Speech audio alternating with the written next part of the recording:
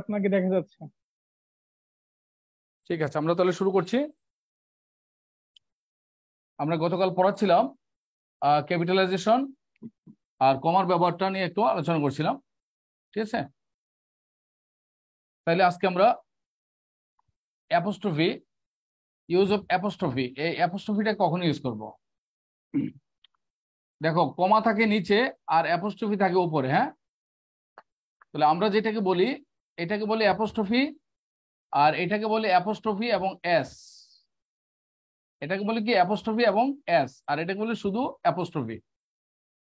আমরা কখন apostrophe use করব আর কখন অ্যাপোস্ট্রফি এস ইউজ করব, ঠিক আছে? তাহলে লেখো, লেখো বাংলা বাক্যে ওয়ার্ড শেষে, বাংলা বাক্যে ওয়ার্ড শেষে এর, বাংলা বাক্যে ওয়ার্ড শেষে বলতে কি নাউনের শেষে, বলে লেখো বাংলা বাক্যে নাউনের শেষে, নাউনের শেষে এর বিভক্তি, নাউনের শেষে এর বিভক্তি যুক্ত থাকলে ওই নাউনের পরে সাধারণত অ্যাপোস্ট্রফি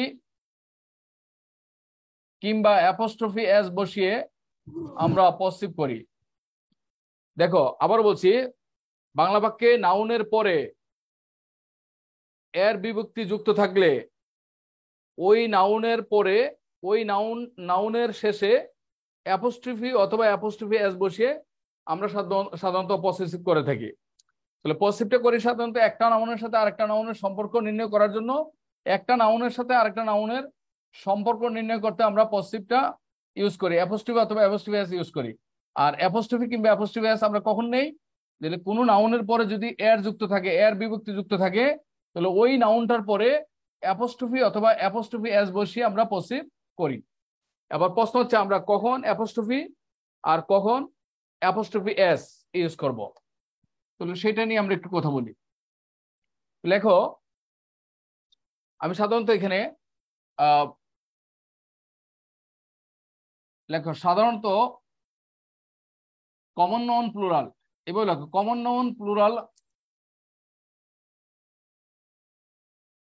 অথবা প্লুরাল কমন নাউনের শেষে, প্লুরাল কমন নাউনের শেষে যদি এস অথবা ইয়ের যুক্ত থাকে, প্লুরাল কমন নাউনের শেষে যদি এস অথবা ইয়ের যুক্ত থাকে, যেমন বয়েজ, যেমন বয়, তার প্লুরাল হচ্ছে বয়েজ, এটা কমন নাউন প্লুরাল।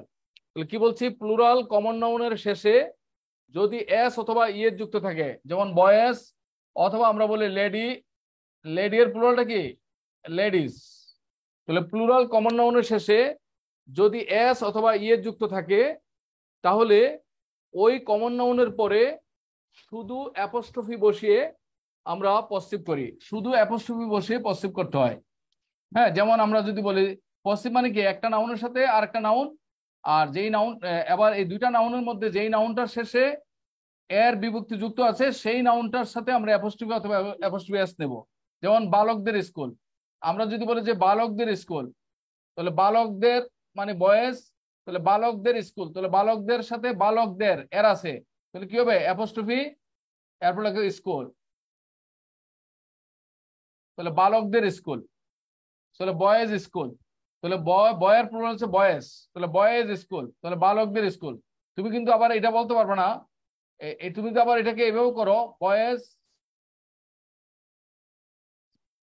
স্কুল, এটা আবার এটা এটা ভুল কেন? কারণ একটা স্কুল তো আর একজন বালকের জন্য হয় না, একজন বালকের জন্য তো আর একটা স্কুল হয় না। তাহলে বালকদের স্কুল, বালকের স্কুল নয়, বালকদের স্কুল। এই কারণে আনসারটা হচ্ছে এইটা। তাহলে তাহলে মূল কথা কি দাঁড়াচ্ছে, যে প্লুরাল কমন নাউনের পরে যদি এস অথবা ইএস থাকে, তাহলে ওই কমন নাউনের শেষে শুধু অ্যাপোস্ট্রফি বসিয়ে, শুধু অ্যাপোস্ট্রফি বসিয়ে পসেসিভ করতে হবে, শুধু অ্যাপোস্ট্রফি বসিয়ে পসেসিভ করতে হবে। আমরা আরো কতগুলো এক্সাম্পল দিচ্ছি, লক্ষ্য করো। যেমন লেডিস, লেডিস ক্লাব, দেখো লেডিস ক্লাব, ঠিক আছে, মহিলাদের ক্লাব লেডিস ক্লাব, কিংবা আমরা বলি লেডিস হোস্টেল, লেডিস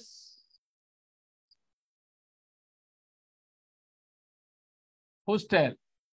আমরা বলতে পারি বেবিস টয়েস, বেবি বলো শিশুদের খেলনা, তাহলে বেবি, বেবির প্লুরাল হচ্ছে বেবিস, তাহলে শিশুদের খেলনা। তাহলে যেহেতু এটা বেবি কমন নাউন এবং এটা প্লুরাল, এস অথবা ইয়েস আছে, তাহলে এস বা ইয়েস যুক্ত, তাহলে কমন নাউনের শেষে এস অথবা ইয়েস থাকলে তারপরে শুধু অ্যাপোস্ট্রফি বসিয়ে, শুধু অ্যাপোস্ট্রফি বসিয়ে পরে নাউনটাকে যোগ করতে হয়। তাহলে বেবিস টয়েস, তাহলে বেবিস টয়েস মানে শিশুদের খেলনা, শিশুদের খেলনা। যেমন মেন্স উইয়ার, আমরা বলি জেন্টস, জেন্টস পার্লার। দেখো জেন্টস, এই যে জেন্টস, জেন্টস এস আছে তো apostrophe gents parlour, gents parlour. তাহলে প্লুরাল কমন নাউনের শেষে কি হচ্ছে, এস অথবা ইয়েস থাকলে তারপরে শুধু অ্যাপোস্ট্রফি বসে পসিভ করতে হয়। যেমন গার্লস স্কুল, গার্লস, এই যে গার্লস, তাহলে গার্লস স্কুল, মেয়েদের school, girls school. Girls college, তাহলে গার্লস কলেজ, তাহলে গার্ল, গার্লের পুরো হচ্ছে গার্লস, তাহলে গার্ল, গার্ল শুধু গার্ল হবে না, গার্লস হবে, কারণ স্কুল তো একজন মেয়েদেরকে তো স্কুল হয় না, মেয়েদের স্কুল। ঠিক আছে। যেমন অফিসার্স মেস, অফিসার্স মেস মানে কি অফিসারদের মেস, দেখো অফিসার্স মেস, তাহলে অফিসার্স মেস মানে কি এইটা হবে, দেখো অফিসার্স মেস, এইটা কারেক্ট নাকি অফিসার্স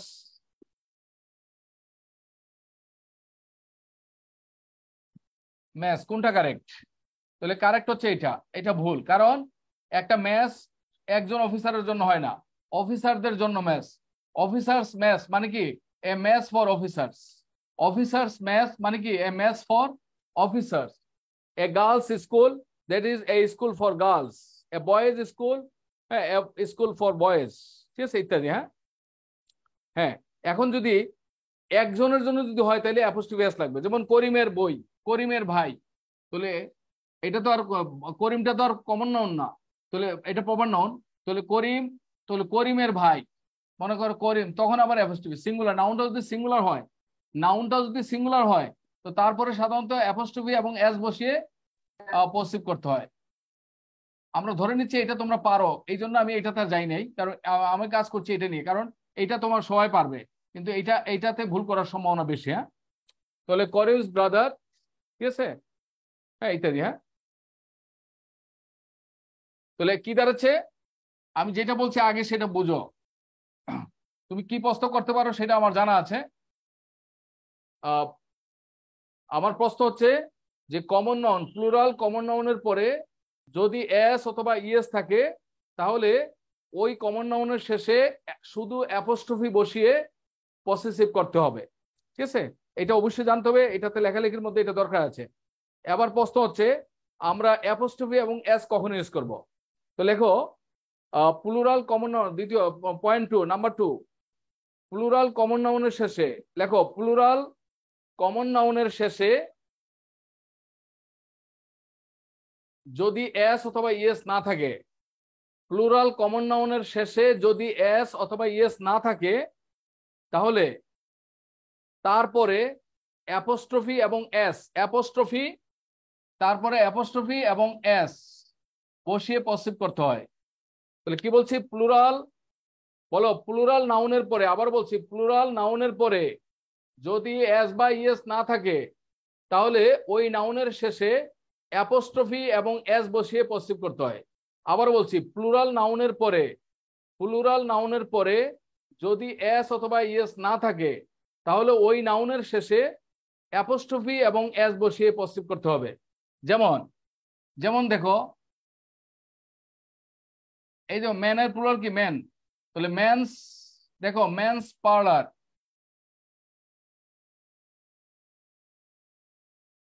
মেন্স পার্লার। ঠিক আছে, আবার দেখো উইমেন্স, এই যে উমেনের প্লুরাল হচ্ছে উইমেন্স, তাহলে উইমেন্স ক্লাব। ঠিক আছে, উইমেন্স ক্লাব। আবার দেখো যদি বলি আমরা উইমেন্স ক্লাব, আমরা বলতে পারি যেমন চিলড্রেন্স পার্ক, চাইল্ড, চাইল্ডের প্লুরাল হচ্ছে চিলড্রেন, তাহলে চিলড্রেন এটা প্লুরাল, তারপরে এসবিএস নাই, যেহেতু চিলড্রেন কথাটা প্লুরাল তারপরে এসবিএস নাই, তাহলে এটা পসিভ করতে কি লাগবে? অ্যাপোস্ট্রফি, অ্যাপোস্ট্রফি লাগবে এবং এসও লাগবে। তাহলে চিলড্রেন্স পার্ক, চিলড্রেন্স পার্ক, ঠিক আছে। যেমন আমরা বলি গণপ্রজাতন্ত্রী বাংলাদেশ, তাহলে পিপলস, এই যে পিপল শব্দটা অলওয়েজ প্লুরাল, তাহলে পিপল যেহেতু অলওয়েজ প্লুরাল তাহলে তারপরে অ্যাপোস্ট্রফি এবং এস লাগবে। People's Republic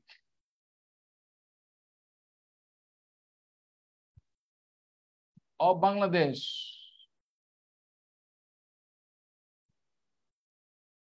people's republic of Bangladesh,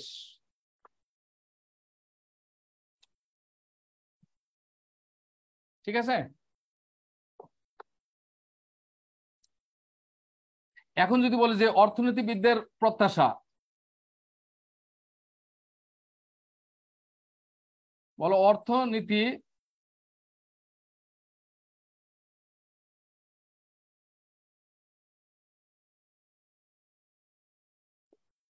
অর্থনীতিবিদদের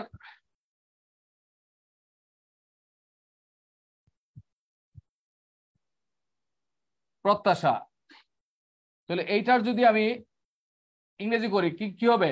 তাহলে এইটা একটা নাউন, এটা একটা নাউন, তাহলে এই নাউনটার শেষে অর্থনীতিবিদদের এর আছে, তাহলে এইটার শেষে আমরা অ্যাপোস্ট্রফি অথবা অ্যাপোস্ট্রফি দেব। অর্থনীতিবিদ ইংরেজি কি? Econo, economist. এখন ইকোনমিস্ট অর্থনীতিবিদদের, তাহলে এটা প্লুরাল, তাহলে কি হবে? ইকোনমিস্ট। তাহলে এটার সাথে পসিভ করতে হলে কি করতে হবে? ইকোনমিস্ট এস আছে, তাহলে আমি শুধু অ্যাপোস্ট্রফি নেব। ইকোনমিস্ট, বলো প্রত্যাশা মানে এক্সপেকটেশনস,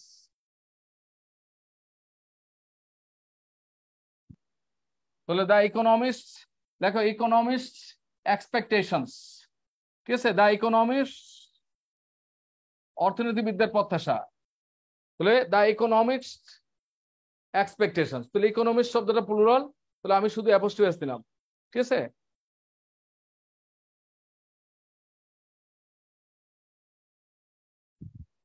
সবাই শুনতে পাচ্ছ, বুঝতে পারছো কি? সবাই কি বুঝতে পারছো, শুনতে পাচ্ছ? জি স্যার। ওকে, জি আমি স্যার। যেটুকু বলেছি এটুকু বোঝা যাচ্ছে? জি স্যার। Okay. তাহলে আমি তাহলে এখান থেকে লেখালেখির ক্ষেত্রে এটা কি পারা যাবে? ভুল হবে না তো আশা করছি, নাকি? পারা যাবে। জি Okay. স্যার, পারা যাবে ইনশাআল্লাহ। এবার আসো প্রপার নাউনের ক্ষেত্রে কি হবে। তো লেখো প্রপার নাউনের শেষে, লেখো প্রপার নাউনের শেষে, পরের পয়েন্ট, প্রপার নাউনের শেষে যদি এস অথবা ইএস থাকে, প্রপার নাউনের শেষে যদি এস অথবা ইএস থাকে, প্রপার নাউনের শেষে যদি এস অথবা ইএস থাকে, ঠিক আছে, তারপরে, তারপরে অ্যাপোস্ট্রফি, তারপরে শুধু অ্যাপোস্ট্রফি, অ্যাপোস্ট্রফি অথবা অ্যাপোস্ট্রফি এস বসিয়ে পসিভ করা যায়। দেখো প্রপার নাউনের শেষে যদি এস অথবা ইএস থাকে তাহলে তারপরে কি শুধু অ্যাপোস্ট্রফি অথবা অ্যাপোস্ট্রফি এস উভয়ের সাহায্যে পসিভ করা যাবে। তাহলে প্রপার নাউনের শেষে যদি এস অথবা ইএস থাকে তাহলে ওই প্রপার নাউনের পরে শুধু অ্যাপোস্ট্রফি অথবা অ্যাপোস্ট্রফি এবং এস বসিয়ে পসিভ করা যাবে। যেমন মনে করো কিডস, জন কিডস, তাহলে কিডস, তাহলে কিডস এর পরে এস আছে, তাহলে এটা একটা proper noun kids, John kids, তাহলে এটা প্রপার নাউন। তাহলে কিডস এর কবিতা, তাহলে কিডস এর কবিতা, তাহলে কিডস এর সাথে এর আছে, তাহলে ইংলিশটা কি? কিডস এর কবিতা ইংরেজি কি? তাহলে kids poetry, kids poetry correct, অথবা বলো কিডস পোয়েট্রি, বলো এইটাও কারেক্ট, তাহলে এইটাও কারেক্ট, এইটাও কারেক্ট।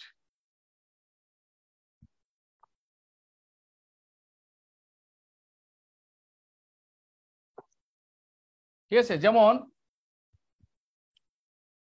সোফোক্লিস,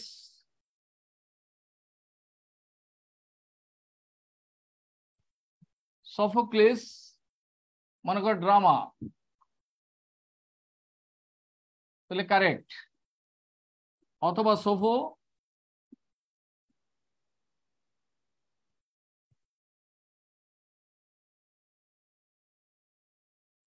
সফোক্লিসের ড্রামা, এটাও কারেক্ট। তাহলে নিচেরটা কারেক্ট, উপরেরটা কারেক্ট। আবার প্রশ্ন হচ্ছে দুইটাই যদি পরীক্ষা আসে, প্রিলিমিনারিতে বা মেন্টাল এবিলিটিতে দুইটাই থাকতে পারে, নিচের কোনটি কারেক্ট, এগুলো মেন্টাল এবিলিটিতে আসতে পারে। তো সেই ক্ষেত্রে এরূপ ক্ষেত্রে আমরা প্রথমটা নেব, হ্যাঁ, শুধু অ্যাপোস্ট্রফিটাকে নেব। তাহলে প্রপার নাউনের শেষে যদি এস বাই এস থাকে তাহলে শুধু অ্যাপোস্ট্রফির অপশনটা বেটার হবে। শুধু অ্যাপোস্ট্রফি এটা বেটার, দুইটাই কারেক্ট, কিন্তু প্রথমটা বেটার। শুধু অ্যাপোস্ট্রফি এটা বেটার। তাহলে আমরা শুধু দুইটাই যদি থাকে তাহলে আমরা প্রথমটা নেব, হ্যাঁ। যেমন অ্যাকিলিস হিল, বলো অ্যাকিলিস, বলো অ্যাকিলিস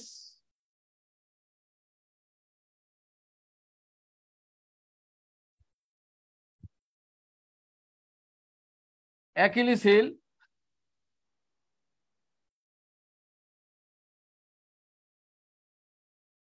অ্যাকিলিসেস হিল, দুটোই কারেক্ট, বাট এটা হচ্ছে বেটার।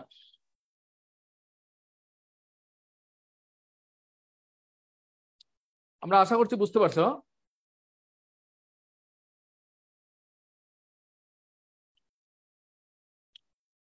ঠিক আছে, বাট প্রপার নাউনের পরে যদি এস বাই এস না থাকে, তাহলে কোনো নাউনের পরে যদি এস বাই এস না থাকে, এটা যদি প্লুরাল না হয়, তাহলে সেক্ষেত্রে শুধু আমরা শুধু অ্যাপোস্ট্রফি এবং এস বসে পসি করব। নাউনটা যদি সিঙ্গুলার থাকে, এটা যদি প্রপার নাউনের পরে এস অথবা এস না থাকলে, অথবা কমন নাউনটা যদি প্লুরাল না হয়, তাহলে আমরা কি করব, যে কোনো নাউনের পরে সিঙ্গুলার হলে এটার সাথে আমরা ওই নাউন প্লাস অ্যাপোস্ট্রফি এবং এস বসে প্রস্তুত করা যাবে। যেমন মনে করো মনে করো ওই যে বললা দ্য বুকস, মনে করো এই বইটা একটা বই, তাহলে বুকস পেজেস, ঠিক আছে, দ্য বুকস পেজেস, বইয়ের পৃষ্ঠাগুলো, হ্যাঁ। সাধারণত বস্তুবাচক হলে সাধারণত আমরা অফের সাহায্যে করি। যেমন আমরা বলতে পারি এইভাবে, মনে করো ডিউটিস কল, যেমন মনে করো ডিউটিস কল, হ্যাঁ, এট ডিউটিস কল, কর্তব্যের আহ্বানে। তাহলে নাউনটা সিঙ্গুলার, তাহলে সিঙ্গুলার নাউনের পরে এস বি এস না থাকলে অ্যাপোস্ট্রফি এবং এস বসে পসিভ করতে হয়। নাউনটা যদি সিঙ্গুলার হয়, তাহলে এট ডিউটিস কল, মনে করো সমুদ্রের গর্জনে, ঠিক আছে, দা ওশেন্স, মনে করো দা ওশেন্স,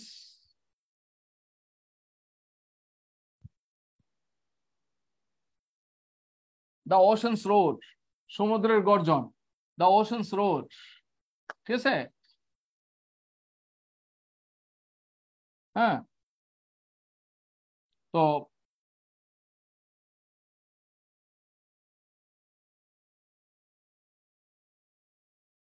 জাস্ট এভাবে আমরা চিন্তা করতে পারি।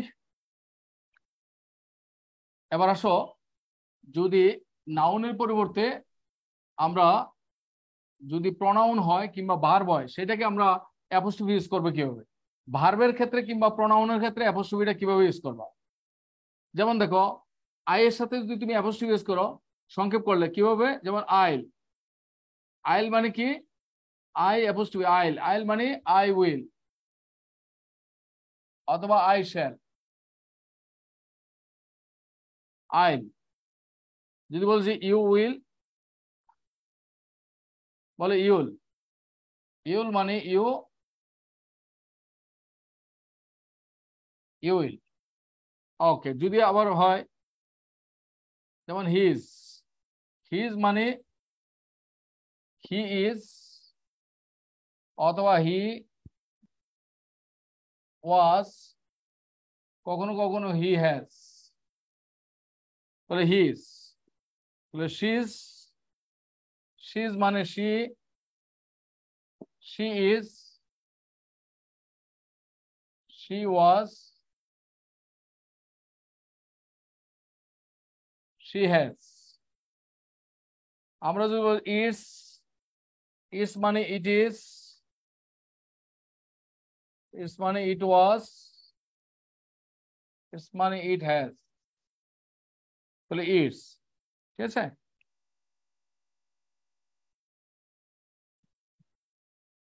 এখানে একটা লক্ষ্য করো, এই যে ইটস, ইটস এর পরে সাধারণত কি বসে?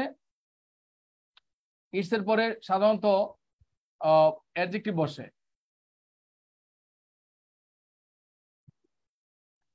এই ইটস এর পরে সাধারণত অ্যাডজেক্টিভ বসে, যেমন ইটস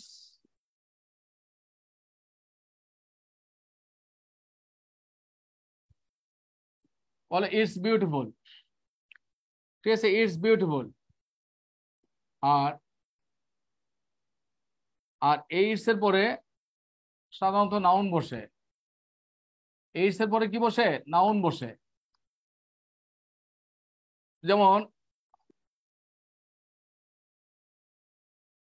যেমন ইটস বিউটি,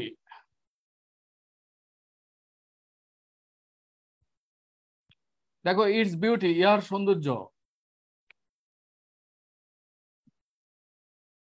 তাহলে ইটস সাথে আমরা এটা করবো। আবার দেখো, এখন বলো ইটস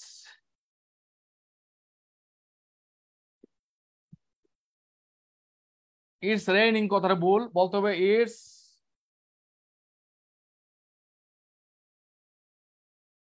রেইনিং, এটা কারেক্ট। ইটস রেইনিং মানে কি?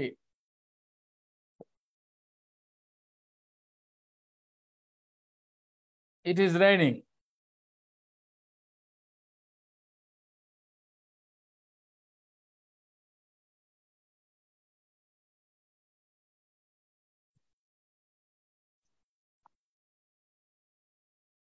এবার দেখো আই,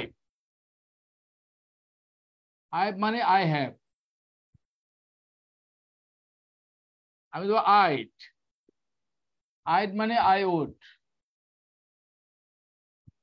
অথবা আই হ্যাড, ঠিক আছে। আর জাস্ট এইভাবে তুমি চিন্তা করো, যেমন মনে করো দেব,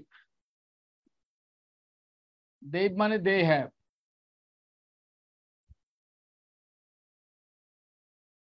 ওকে। শান্ট মানে শ্যাল নট,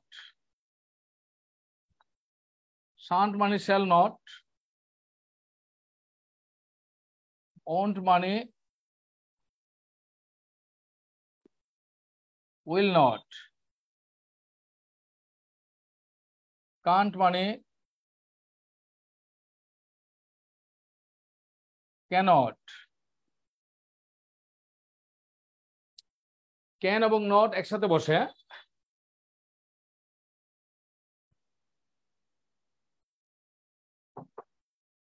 ঠিক আছে।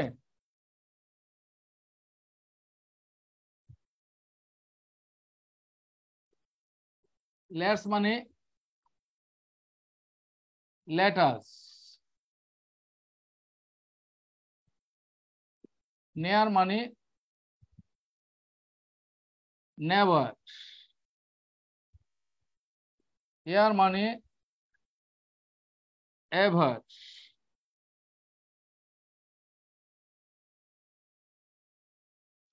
এম মানে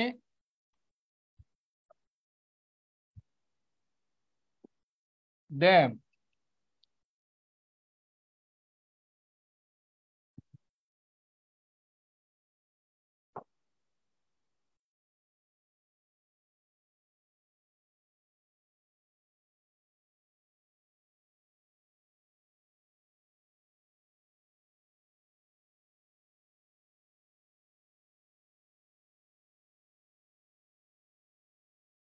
প্রেত মানে প্রেইজ।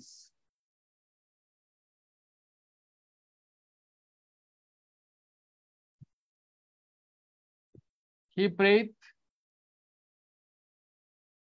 বেস্ট মানে হি প্রেইজ বেস্ট।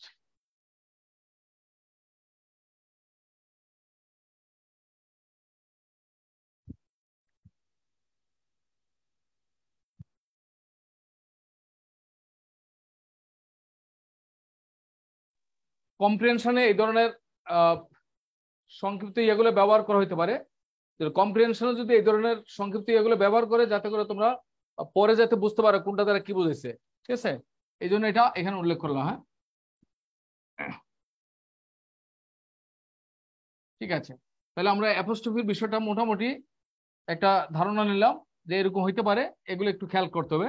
ঠিক আছে, তাহলে এটা মূলত এগুলো মূলত আমাদের কম্প্রিহেনশন, যে কম্প্রিহেনশনটা আসবে ওই কম্প্রিহেনশনের মধ্যে এই ধরনের সংক্ষেপে টার্মগুলো ইউজ করতে পারে, তো সেটা যাতে তুমি বুঝতে পারো এই জন্য সাধারণত এগুলো আমরা ইউজ অফ অ্যাপোস্ট্রফি এটা আমার দরকার হয়েছে। এখন আমরা যাব ইউজ অফ কোটেশন মার্কস।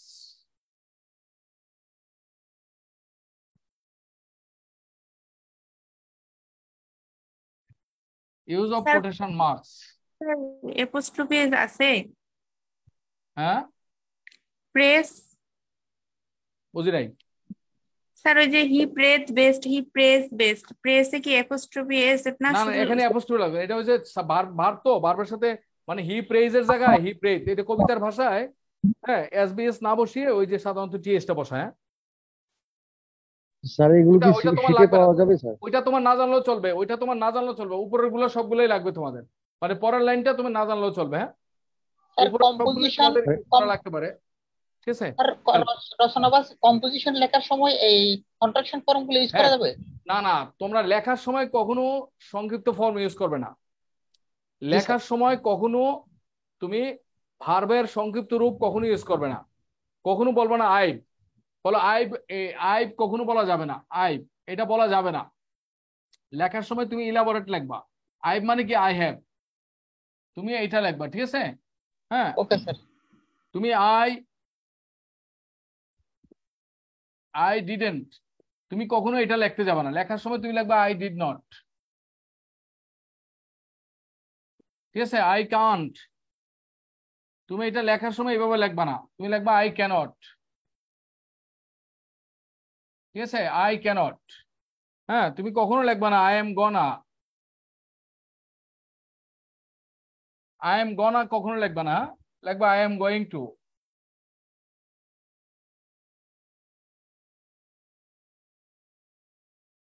মানে এটা লেখা যাবে না, লেখার সময় এটা বাদ, এই সংক্ষিপ্ত লেখা বাদ।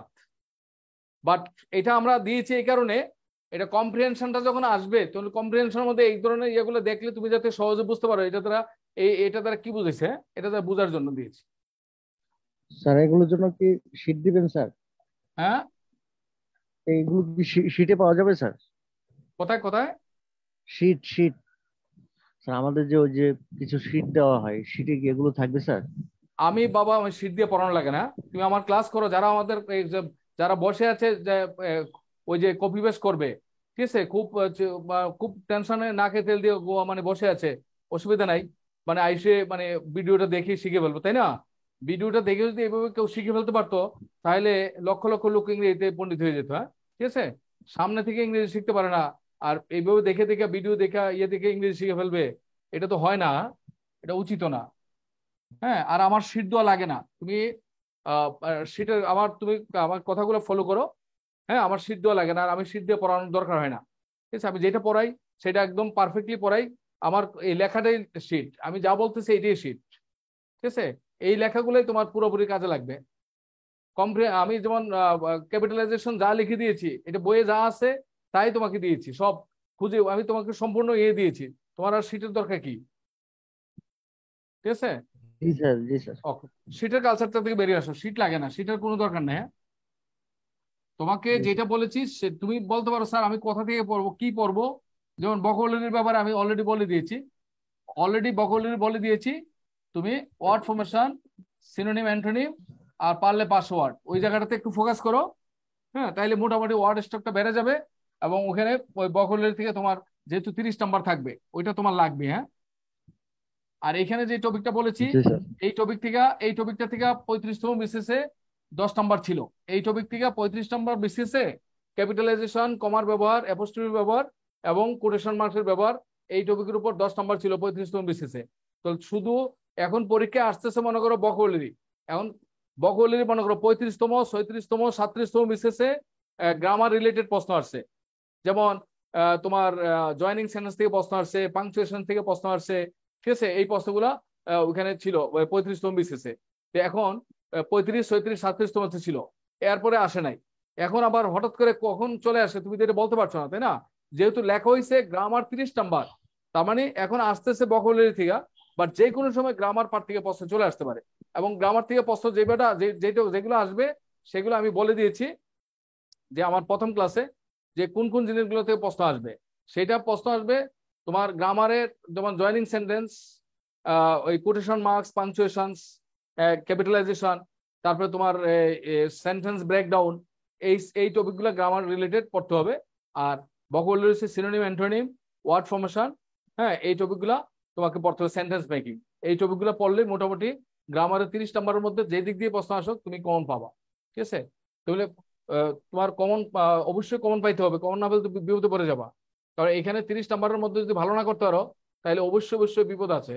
হ্যাঁ, তুমি রচনা লেখা তুমি কখনোই বেশি নাম্বার পাবা না। যদি গ্রামারে খারাপ করো, কম্প্রিহেনশন কোশ্চেনে খারাপ করো, ঠিক আছে, ট্রান্সলেশনে খারাপ করো, তাহলে তুমি কখনোই রচনা লিখে বেশি নাম্বার পাবা না। এক্সামিনার তোমার প্রতি মানে খুশি হবে না। ঠিক আছে, মানে প্লিজ থাকবে না। তাহলে এক্সামিনার যদি প্লিজ না থাকে তাহলে তো নাম্বার বেশি পাবা না। তাহলে স্যার কোটেশন আপনার মার্কসটা আমরা ভোকাবুলারি বইটা কখন কি ইউজ করব? ময়মনসিংহ ব্রাঞ্চে পাওয়া যাবে? হ্যাঁ স্যার আপনার ভোকাবুলারি বইটা কি ময়মনসিংহ ব্রাঞ্চে পাওয়া যাবে? হ্যাঁ, বকলের বই তো আছে, ইয়েতে আছে তো, বকলের বই তো তোমার বইয়ের দোকানে আছে তো।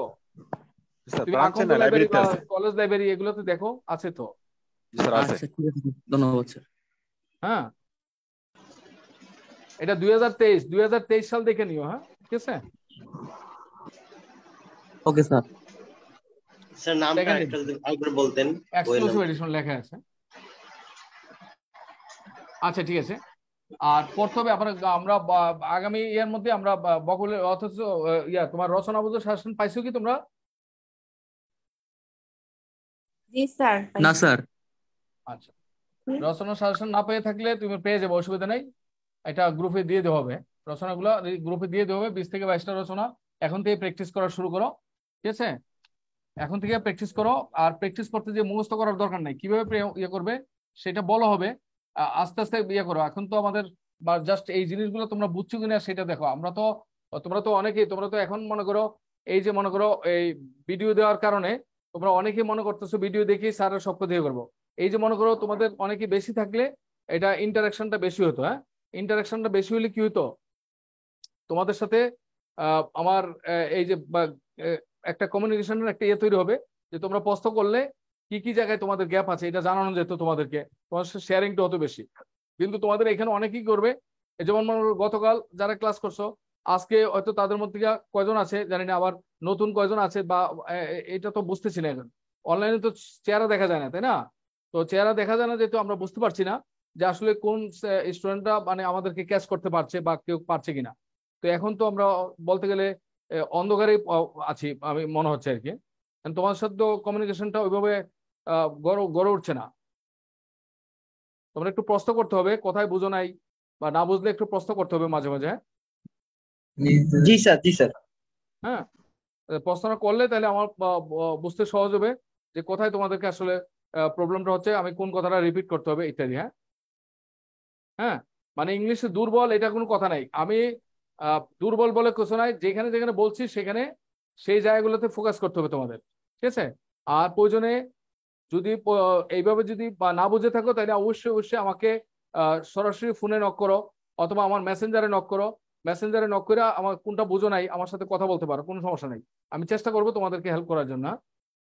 হ্যাঁ, আর ইংলিশের রচনার শীট গুলো একটু আর্লি দিয়ে দিলে ভালো আমাদের জন্য।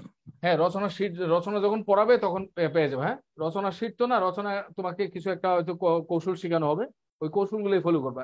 ইন্ট্রোডাকশনটা, ডেসক্রিপশনটা, ইন্ট্রোডাকশন আর কনক্লুশনটা মুখস্থ রাখবা, বাকিগুলা মানে প্র্যাকটিসের মধ্যে রাখবা।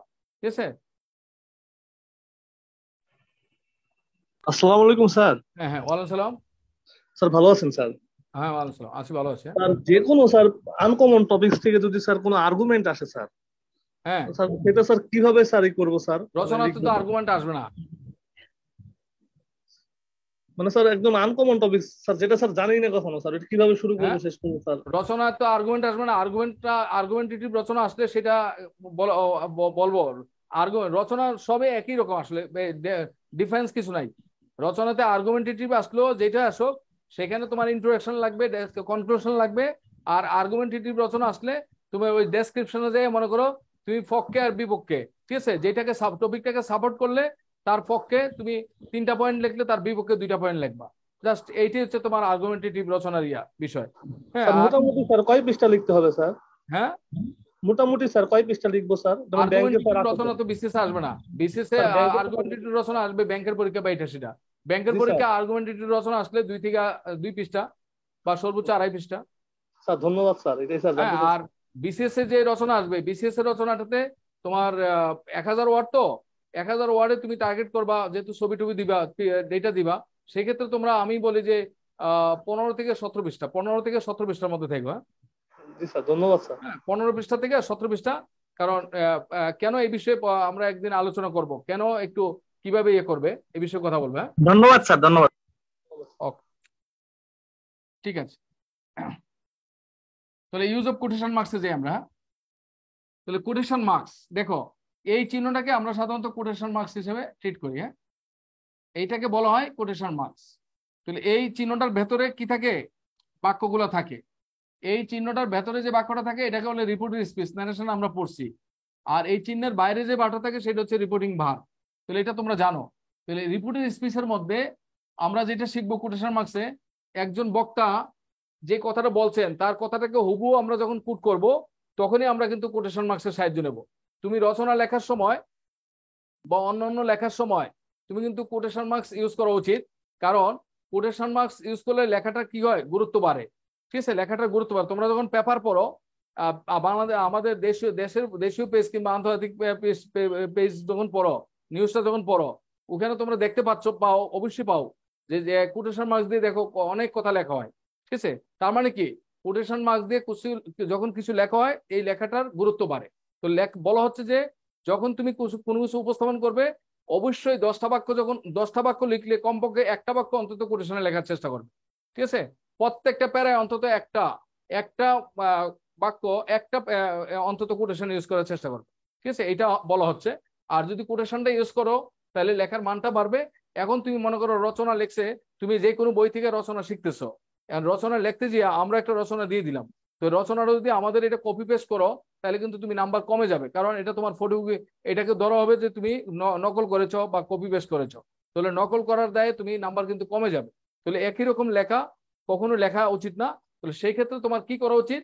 তো তোমার করা উচিত যে তুমি যে বই থেকে বা যা আমরা যে কপিটা দেবো সেটা তুমি হুবহু না ইয়ে করে ওইটাতে তুমি বাক্যটাকে একটু চেঞ্জ করার চেষ্টা করবা। গতকাল আমরা কমা দিয়ে ওপেনার কিভাবে ইউজ করতে হয়, তাহলে এই ওপেনার গুলা, অ্যাপোজিটিভ গুলা, তারপরে ওই যে কমা দিয়ে এগুলা দিয়ে কিভাবে তুমি এগুলাকে একটু চেঞ্জ করা যায়, ইন্টারচেঞ্জ করা যায় বাক্যের বিভিন্ন ফ্রেজ গুলাকে বা অ্যাডভার্ব গুলাকে, তো এইটা একটু শিখতে হবে। তাহলে দেখবা তুমি বইয়ের মধ্যে যে বাক্যটা শিখছো ওই সেম বাক্যটাকে তুমি একটু যদি একটু চেঞ্জ করে বলতে পারো, তাহলে দেখো তোমাকে আর মানে বলবে না কেউ তুমি নকল করেছো, তাই না? আর তুমি একটা কোটেশন লিখতে গিয়ে বইয়ের মধ্যে হুবহু যে কোটেশনটা দেওয়া আছে, তুমি তো হুবহু কোটেশনটা ওইভাবে লেখো, তাহলে সেক্ষেত্রে বোঝা যাবে কি তুমি একটা কপি করেছো। তো সেক্ষেত্রে তোমার বেটার হচ্ছে কি, আজকে আমি যে কোটেশনের নিয়মগুলো দেখাই দেবো, এইভাবে তুমি কোটেশন গুলা ফলো করার চেষ্টা করবে। হ্যাঁ, তাহলে আসো আমরা এখানে এই কোটেশন কিভাবে দেওয়া হয়। কোটেশন সাধারণত দুই ধরনের কোটেশন। একটা হচ্ছে সিঙ্গেল সেন্টেন্স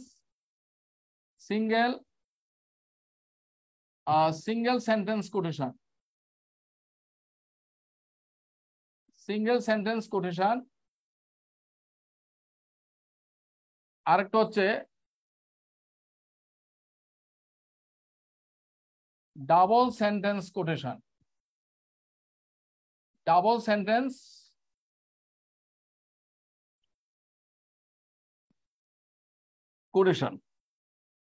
তাহলে এই যে ইনভার্টেড কমা, এই কমার ভিতরে যে বাক্যটা থাকবে সেটা কি সিঙ্গেল সেন্টেন্স নাকি ডাবল সেন্টেন্স, সেটা তোমাকে বুঝতে হবে। আমরা সেন্টেন্স বলতে বুঝি কি, এই ইনভার্টেড কমার ভেতরে বাক্যটা হয় সিম্পল সেন্টেন্স হবে, অথবা কম্পাউন্ড সেন্টেন্স হবে, অথবা কমপ্লেক্স সেন্টেন্স হবে, তাই তো? তাহলে কমপ্লেক্স সেন্টেন্স, বলো কমপ্লেক্স সেন্টেন্স এটা একটা সিঙ্গেল সেন্টেন্স, কম্পাউন্ড সেন্টেন্স এটা একটা সিঙ্গেল সেন্টেন্স, সিম্পল সেন্টেন্স এটা একটা সিঙ্গেল সেন্টেন্স। এখন এই ইনভার্টেড কমার ভেতরে যদি একটি মাত্র বাক্য থাকে, এটা হোক সিম্পল সেন্টেন্স কিংবা কম্পাউন্ড সেন্টেন্স কিংবা কমপ্লেক্স সেন্টেন্স, তাহলে ওই বাক্যটাকে বলা হয় সিঙ্গেল সেন্টেন্স কোটেশন।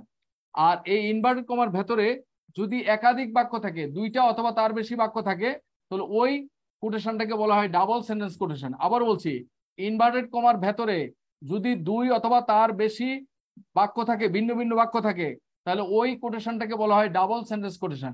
এখন ইনভার্টেড কমার ভিতরে ডাবল সেন্টেন্স বলতে মনে করো এখানে দুইটা সিম্পল সেন্টেন্স থাকতে পারে, বা তিনটা সিম্পল সেন্টেন্স, বা চারটা সিম্পল সেন্টেন্স থাকতে পারে, অথবা এখানে একটা সিম্পল সেন্টেন্স, একটা কমপ্লেক্স সেন্টেন্স, একটা কম্পাউন্ড সেন্টেন্স থাকতে পারে, অথবা এখানে দুইটা কমপ্লেক্স সেন্টেন্স থাকতে পারে, অথবা এখানে দুইটা কম্পাউন্ড সেন্টেন্স থাকতে পারে। তাহলে এটাকে বলে ডাবল সেন্টেন্স কোটেশন। তাহলে মোট কথা কি দাঁড়াচ্ছে, ইনভার্টেড কমার ভেতরে যদি একটি মাত্র বাক্য থাকে, এটা সিম্পল, কম্পাউন্ড, কমপ্লেক্স, যে কোনো বাক্য যদি একটা হয় তাহলে সেটাকে বলে সিঙ্গেল সেন্টেন্স কোটেশন। আর ইনভার্টেড কমার ভেতরে যদি দুইটা বা তার বেশি বাক্য থাকে, দুই অথবা তার বেশি ভিন্ন ভিন্ন বাক্য থাকে, তাহলে ওইটাকে বলা হয় ডাবল সেন্টেন্স কোটেশন। ওকে, তাহলে আমরা কিভাবে সিঙ্গেল সেন্টেন্স কোটেশন করতে হয় আর কিভাবে ডাবল সেন্টেন্স কোটেশন করতে হয় সেটা আমরা আলোচনা করবো। হ্যাঁ,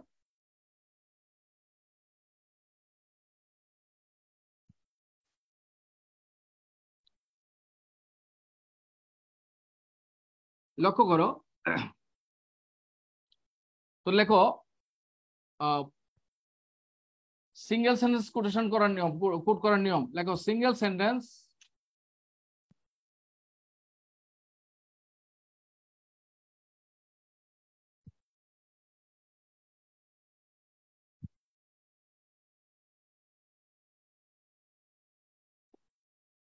সিঙ্গেল সেন্টেন্স কোট করার নিয়ম। একটা সিঙ্গেল সেন্টেন্সকে কোট করার জন্য আমরা কয়েকটা রুল আছে, তিনটা রুল আছে। ডাবল সেন্টেন্সকে কোট করার জন্য তিনটা রুল আছে, সিঙ্গেল সেন্টেন্সকে কোট করার জন্য তিনটা রুল আছে। আমি সবগুলো রুলই দিচ্ছি। এই তিনটা রুলের মধ্যে তোমরা সিলেক্ট করবা কোন রুলটা তোমাদের নেওয়া উচিত, কোনটা নিলে তুমি ডিফারেন্ট হবা, তুমি কোন কোটেশনটা ইউজ করলে তুমি নিজেকে ডিফারেন্ট মনে করো সেটা তুমি ফলো করবে। কারণ তুমি যদি ডিফারেন্ট না হতে পারো তুমি কখনোই বেশি নাম্বার পাবে না। কারণ সবাই যেভাবে লেখে তুমি যদি সেই লেখাটাই, সেই ফরম্যাটটাই ফলো করো তাহলে কখনো তুমি বেশি নাম্বার পাবে না। বেশি নাম্বার পাইতে হলে তোমাকে একটু ভিন্নভাবে উপস্থাপন করতে হবে। তো যেহেতু লেখালেখির মধ্যে আমরা কোটেশন ইউজ করতে হবে, যেমন রচনার মধ্যে অবশ্যই কোটেশন ইউজ করতে হবে, ঠিক আছে? অন্য অন্য জায়গায় আমরা কোটেশন ইউজ করতে পারি। তো এই কোটেশনটা আমরা কিভাবে ইউজ করব, তাহলে দেখো রুল 1, সূত্র 1 দেখো। এক নম্বর সূত্র হচ্ছে প্রথমে আমরা সাবজেক্ট মানে যিনি বলেছেন, বক্তা, তো রিপোর্টিং ভার্বের সাবজেক্ট মানে সাবজেক্টটা নাউন হতে পারে, প্রোনাউন হতে পারে, অর্থাৎ যিনি বলেছেন সাবজেক্ট প্লাস আরভি, মানে যেই কথাটা বলেছে। আরভি বলতে সেইড হইতে পারে, অন্য যে কোনো ভার্ব হইতে পারে, হ্যাঁ, প্লাস কমা প্লাস ইনভার্টেড কমা প্লাস প্রদত্ত সিঙ্গেল সেন্টেন্স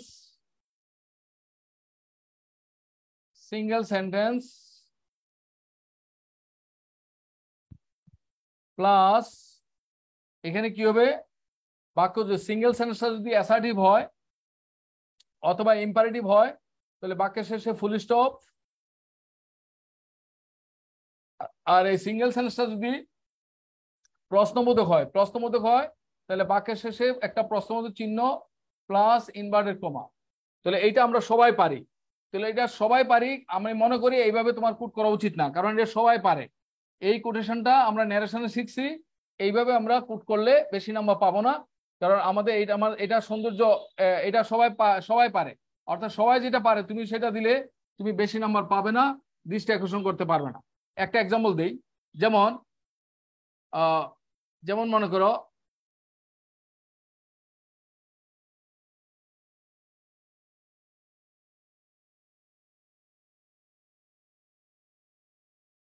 শেক্সপিয়ার হচ্ছে যিনি বক্তা, সেইড হচ্ছে আরবি, তারপরে এখানে হচ্ছে সূত্রের কমা, তারপরে ইনভার্টেড কমা দিয়ে আমি বাক্যটা সিঙ্গেল সেন্টেন্সটা দিব। সিঙ্গেল সেন্টেন্সটা যেমন এটা সিম্পল সেন্টেন্স দিলাম, তো সিঙ্গেল সেন্টেন্স ইনভার্টেড কমার পরে প্রথম যেই ওয়ার্ডটা বসবে সেইটার ফার্স্ট লেটার ক্যাপিটাল হবে। যেমন ব্রিভিটি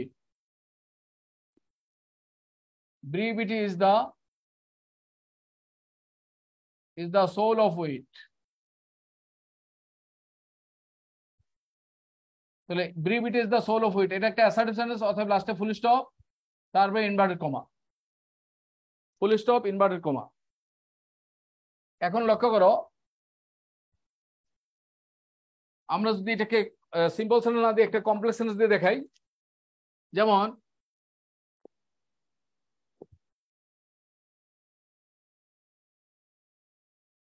PB Shelley said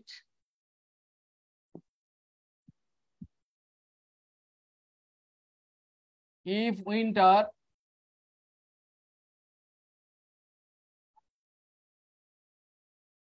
comes,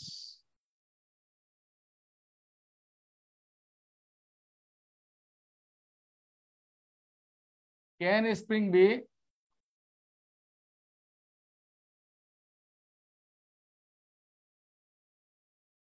far behind?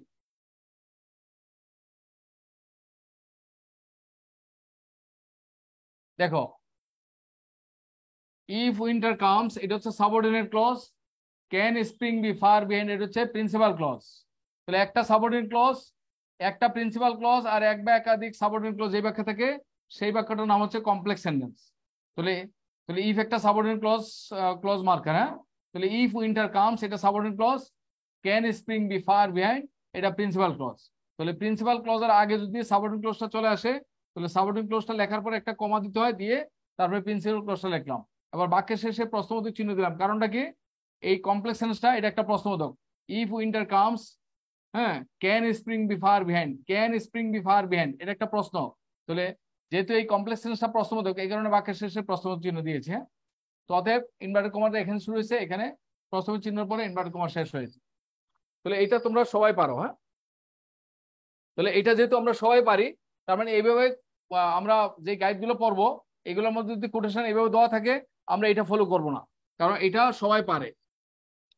এবার এই সেম কথাটাকে আমরা যদি এইভাবে বলি, লক্ষ্য করো, তাহলে কেমন লাগে দেখো। তাহলে রুল 2 তে আসো, সূত্র 2।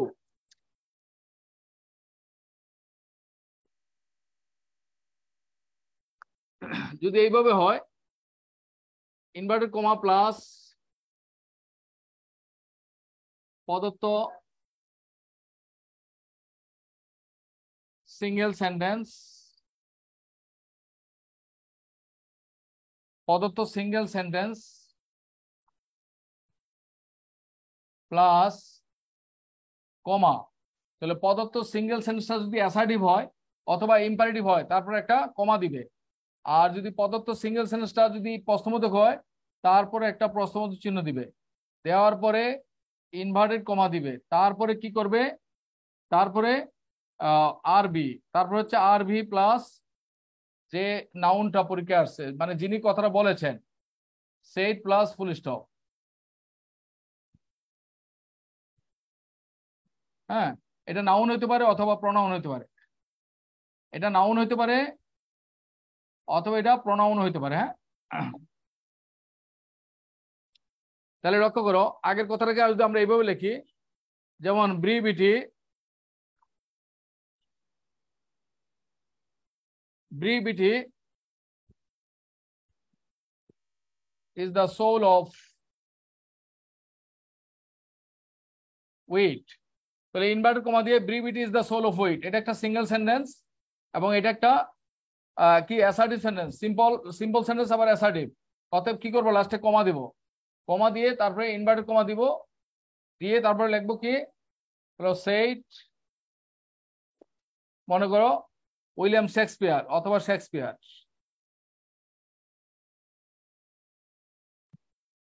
এবার শেক্সপিয়ারের পরে full stop.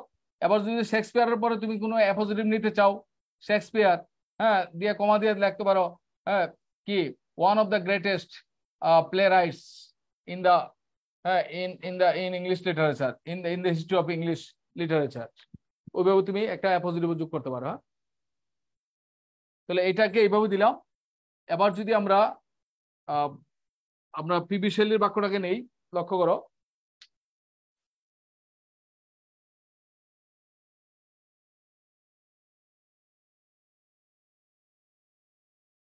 if winter comes, comma,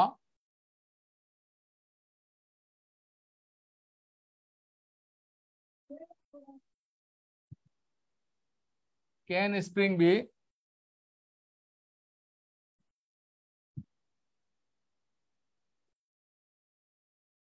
far behind?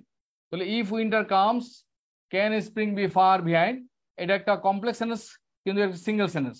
তাহলে একটা কমপ্লেক্স সেন্টেন্স একটা সিঙ্গেল সেন্টেন্স, একটা কম্পাউন্ড সেন্টেন্স একটা সিঙ্গেল সেন্টেন্স, একটা সিম্পল সেন্টেন্স, একটা সিঙ্গেল সেন্টেন্স। তাহলে এই সবটা মিলে একটা সেন্টেন্স, এটার নাম হচ্ছে কমপ্লেক্স সেন্টেন্স।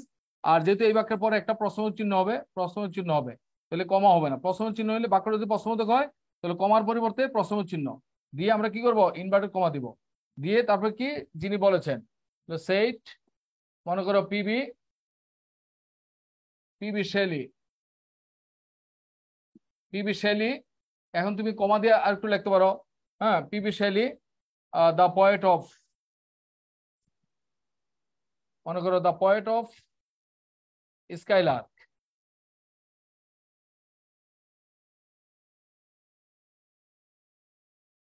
হ্যাঁ, মনে করো এইভাবে দিলাম। তো পিবি শেলি তার সম্পর্কে একটা আমি অ্যাপোজিটিভ দিলাম, PB Shelley comma the poet of skylark. তাহলে জাস্ট এইভাবে তুমি কোটেশন দিতে পারো। অথবা একটা কম্পাউন্ড সেন্টেন্স দিয়ে দেখাই, একটা কম্পাউন্ড সেন্টেন্স দেখো,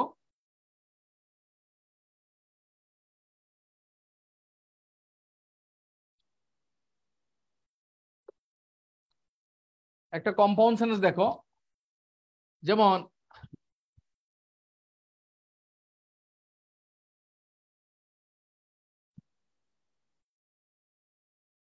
the struggle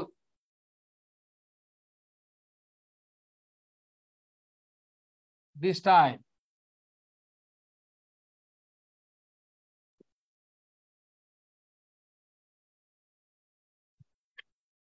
is the struggle for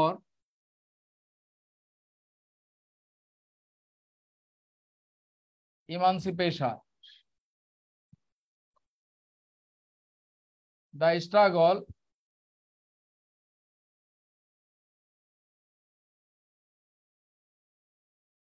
this time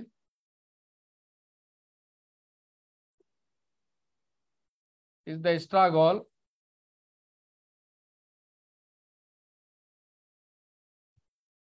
the struggle for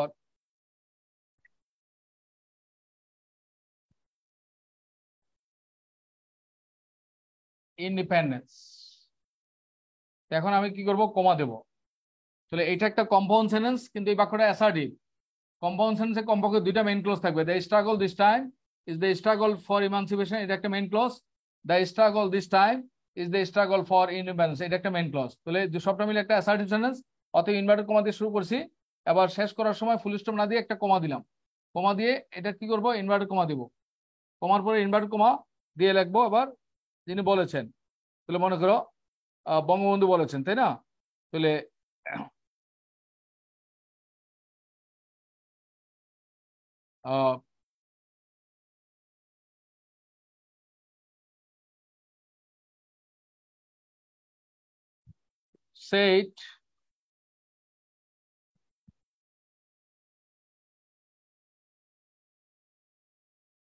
said Bangabandhu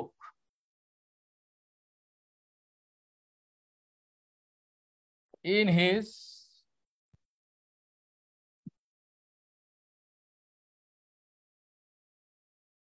his seventh March historic speech.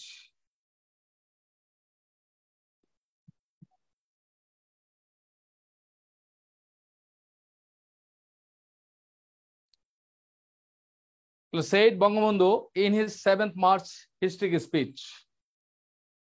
Okay. Sir full stop হইলো না কেন? ফুল স্টপ দিছি তো। তো দেখো এখানে দেখো, ইনভার্টেড কমা দিয়ে শুরু করছি না, সূত্র অনুযায়ী কি দ্বিতীয় সূত্র হচ্ছে ইনভার্টেড কমা দিয়ে যদি বাক্যটা সিঙ্গেল সেন্টেন্সটা লেখা শুরু করো, তাহলে ইনভার্টেড কমা দিয়ে আমরা সিম্পল সেন্টেন্সটা মানে বাক্যটা লিখলাম। বাক্যটা সিম্পল, কম্পাউন্ড, কমপ্লেক্স যেই সেন্টেন্স হোক, ইনভার্টেড কমা দিয়ে বাক্যটাকে লিখবো। লেখার পরে বাক্যটা যদি অ্যাসার্টিভ হয়, তাহলে এই বাক্যটা কিন্তু কম্পাউন্ড সেন্টেন্সের মধ্যে অ্যাসার্টিভ, হাবোধক বাক্য, তাই না? দুইটি হাবোধক বাক্য, এটা কিন্তু প্রশ্নবোধক না।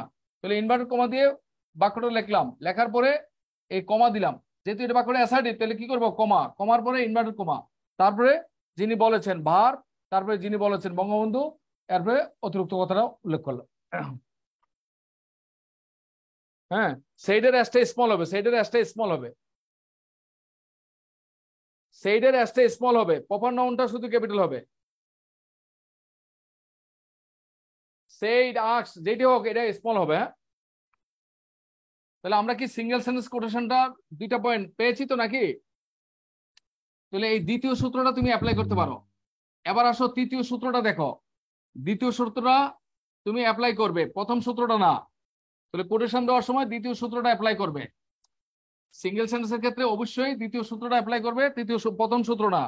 এখন দেখো তুমি যদি আরো ডিফারেন্ট হতে চাও তাহলে প্রথম এবং দ্বিতীয় সূত্র যেটা আমি বললাম এগুলো সবাই পারে এবং অ্যাভেলেবল, এগুলো পেপার পড়লে অ্যাভেলেবল।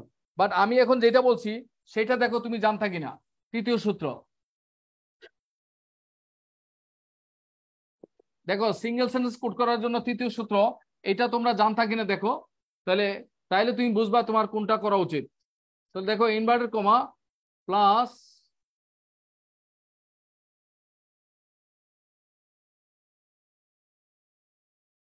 প্রথম অংশ প্লাস কমা plus inverted comma plus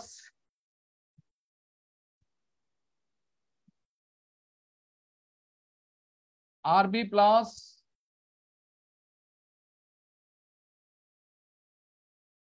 noun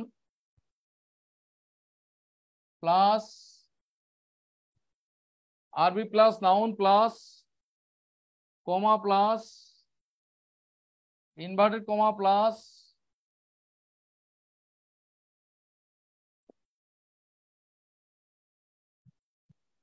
দ্বিতীয় অংশ প্লাস ফুল স্টপ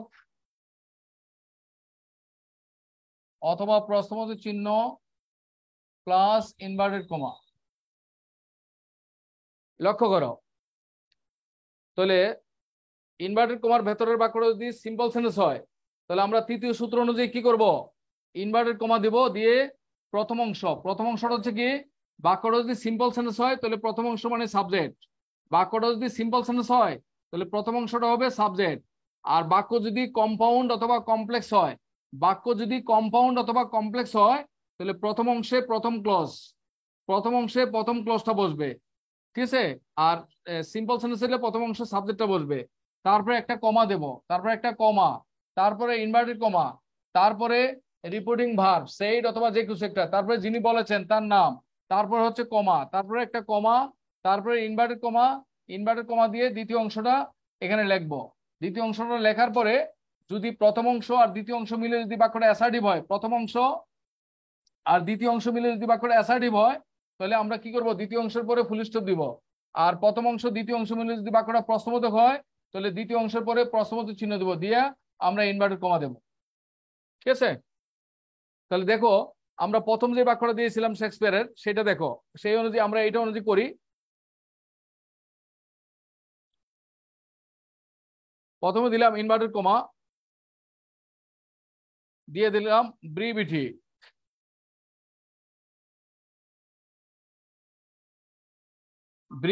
কমা, ব্রিভিটি সাবজেক্ট, তাহলে কমা দিলাম, সূত্রের কমা, প্রথম অংশ সূত্রের কমা, তারপরে ইনভার্টেড কমা, তারপরে লিখো, তারপর হচ্ছে কি আরবি মনে করো সেইট,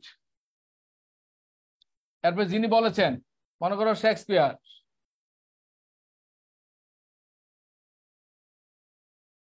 শেক্সপিয়ারের এসটা ক্যাপিটাল হবে, এটা প্রপার নাউন, এসটা ক্যাপিটাল হবে, সেই শেক্সপিয়ার, তারপরে কমা, তারপরে আবার ইনভার্টেড কমা, তারপর হচ্ছে দ্বিতীয় অংশ হচ্ছে ইজ, এখানে ইজটা স্মল হবে। দ্বিতীয় অংশে যদি একই বাক্য হয় তাহলে দ্বিতীয় অংশে ইনভার্টেড কমার পরে পর অংশটা স্মল লেটার হবে, ইজ দ্য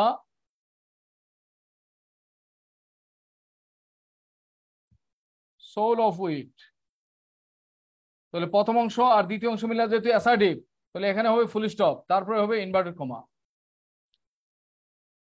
দেখো একই কথাকে আমরা 3বার লিখলাম, আমরা সূত্র 1 নম্বর, সূত্র 2 এবং সূত্র 3।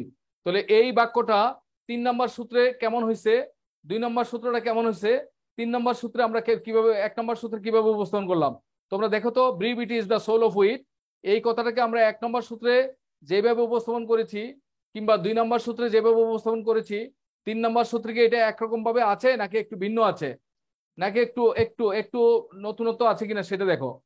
একটু নতুনত্ব কি আছে? নতুনত্ব আছে বাট একটু ডিফিকাল্ট মনে হচ্ছে।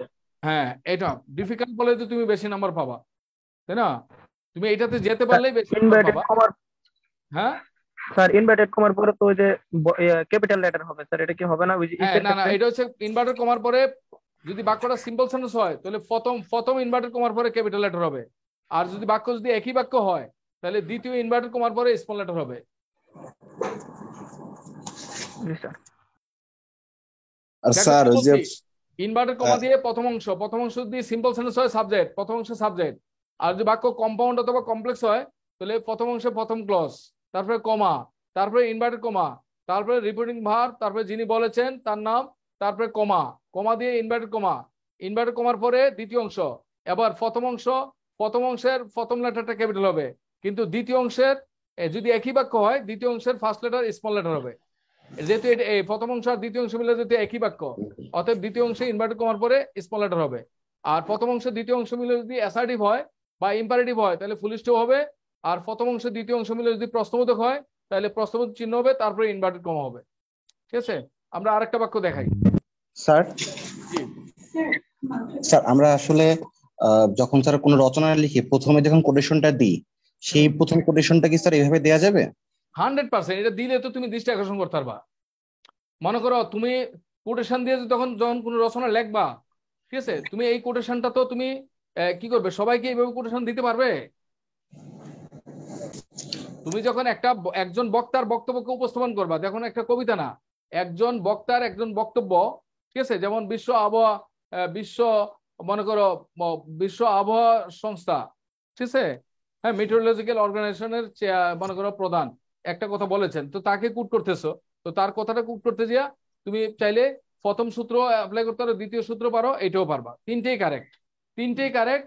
এবার তুমি হিসাব করতে হবে যে আমি কোনটাতে নেব, কারণ ম্যাক্সিমাম মানুষ প্রথমটা আর দ্বিতীয়টা জানে, তৃতীয়টা জানে না বলে তারা তৃতীয়টা যাচ্ছে না। ঠিক আছে, এখন তোমরা মনে করো এই যে মনে করো তোমরা এখন আমার কথা শুনেও কিন্তু তোমরা বুঝতে কষ্ট হচ্ছে। এখন যারা মনে করো পরে শুধু ভিডিওটা দেখবে তারা তো আর প্রশ্ন করতে পারবে না, তাই না? তখন তো তারা এর মধ্যে যদি বুঝতে পারে ভালো, না বুঝতে পারলে আর কোনো কিছু করেন, ব্যাপারটা এরকম হয়ে যাবে না? স্যার আসসালামু আলাইকুম। হ্যাঁ স্যার যে রিলেটিভ ভার্বের পরে যে নাউন আছে স্যার, ওখানে কি প্রোনাউন ইউজ করা যাবে নাকি শুধুমাত্র নাউন ইউজ করা লাগবে? না, আমি তো এখানে নাউন দিছি, প্রোনাউন হলে প্রোনাউন দিবা। আচ্ছা ঠিক আছে। মনে শি সেড বা সেড হি, এটা সমস্যা না, ভার্বটা পরেও যেতে পারে, নাউনটা আগে আসতে পারে, ভার্বটা পরে যেতে পারে, আগে পরে হইতে পারে, সমস্যা নেই। মানে এখানে ভার্বটা আগে পরে হইতে পারে, হ্যাঁ সমস্যা নেই।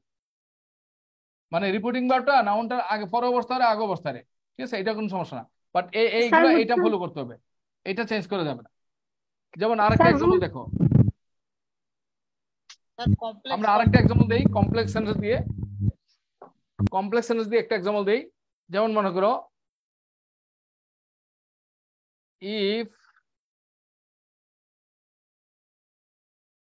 if winter comes,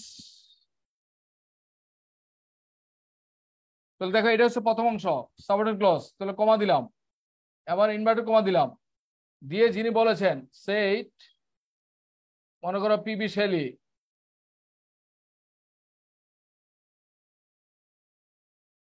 বলেছে,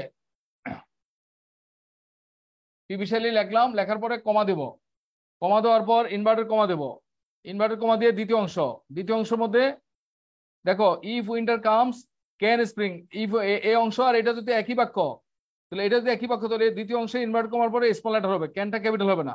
এটা যদি একই বাক্য তাহলে এটা স্মল লেটার হবে, তাহলে ক্যান স্প্রিং, তাহলে স্প্রিং এর এসটা ক্যাপিটাল নিতে পারো কারণ এটা প্রপার নাউন, উইন্টারের এসটা ক্যাপিটাল নিতে পারো কারণ এটা একটা proper noun, can spring be far behind, তাহলে এটা একটা প্রশ্নবোধক বাক্য হয়েছে। তাহলে ইফ থেকে শুরু করে এই পর্যন্ত এটা একটা প্রশ্নবোধক বাক্য, কারণ সবটা মিলে একটা প্রশ্ন করছে, অতএব প্রশ্নবোধক চিহ্নটা দিলাম, দিয়ে ইনভার্টেড কমা দিয়ে দেবো, শেষ। দেখো একটু চেঞ্জ আসছে কিনা। হ্যাঁ স্যার রুল 2 তে এখানে ক্যান স্প্রিং এর ক্যানটা কি বড় হাতের হবে না ছোট হাতের হবে স্যার?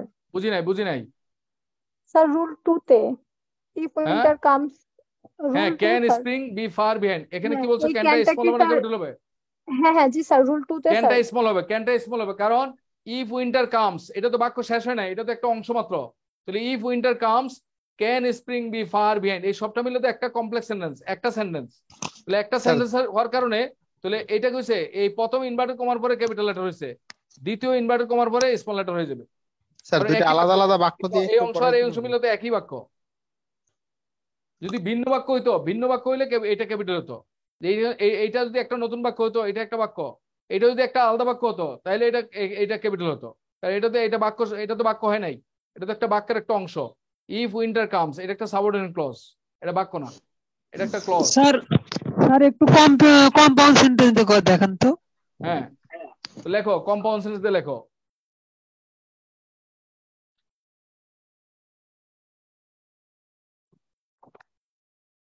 যেমন দেখো ডু,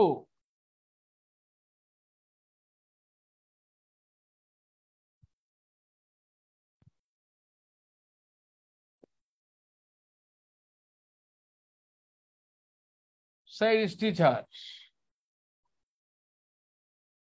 or die.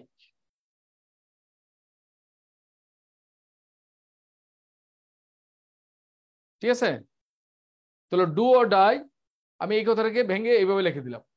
ঠিক আছে, তো এইটা তুমি যদি পারো তাহলে এটাতে নতুনত্ব আনতে পারবা। ঠিক আছে, এটা অনেকে পারবে না।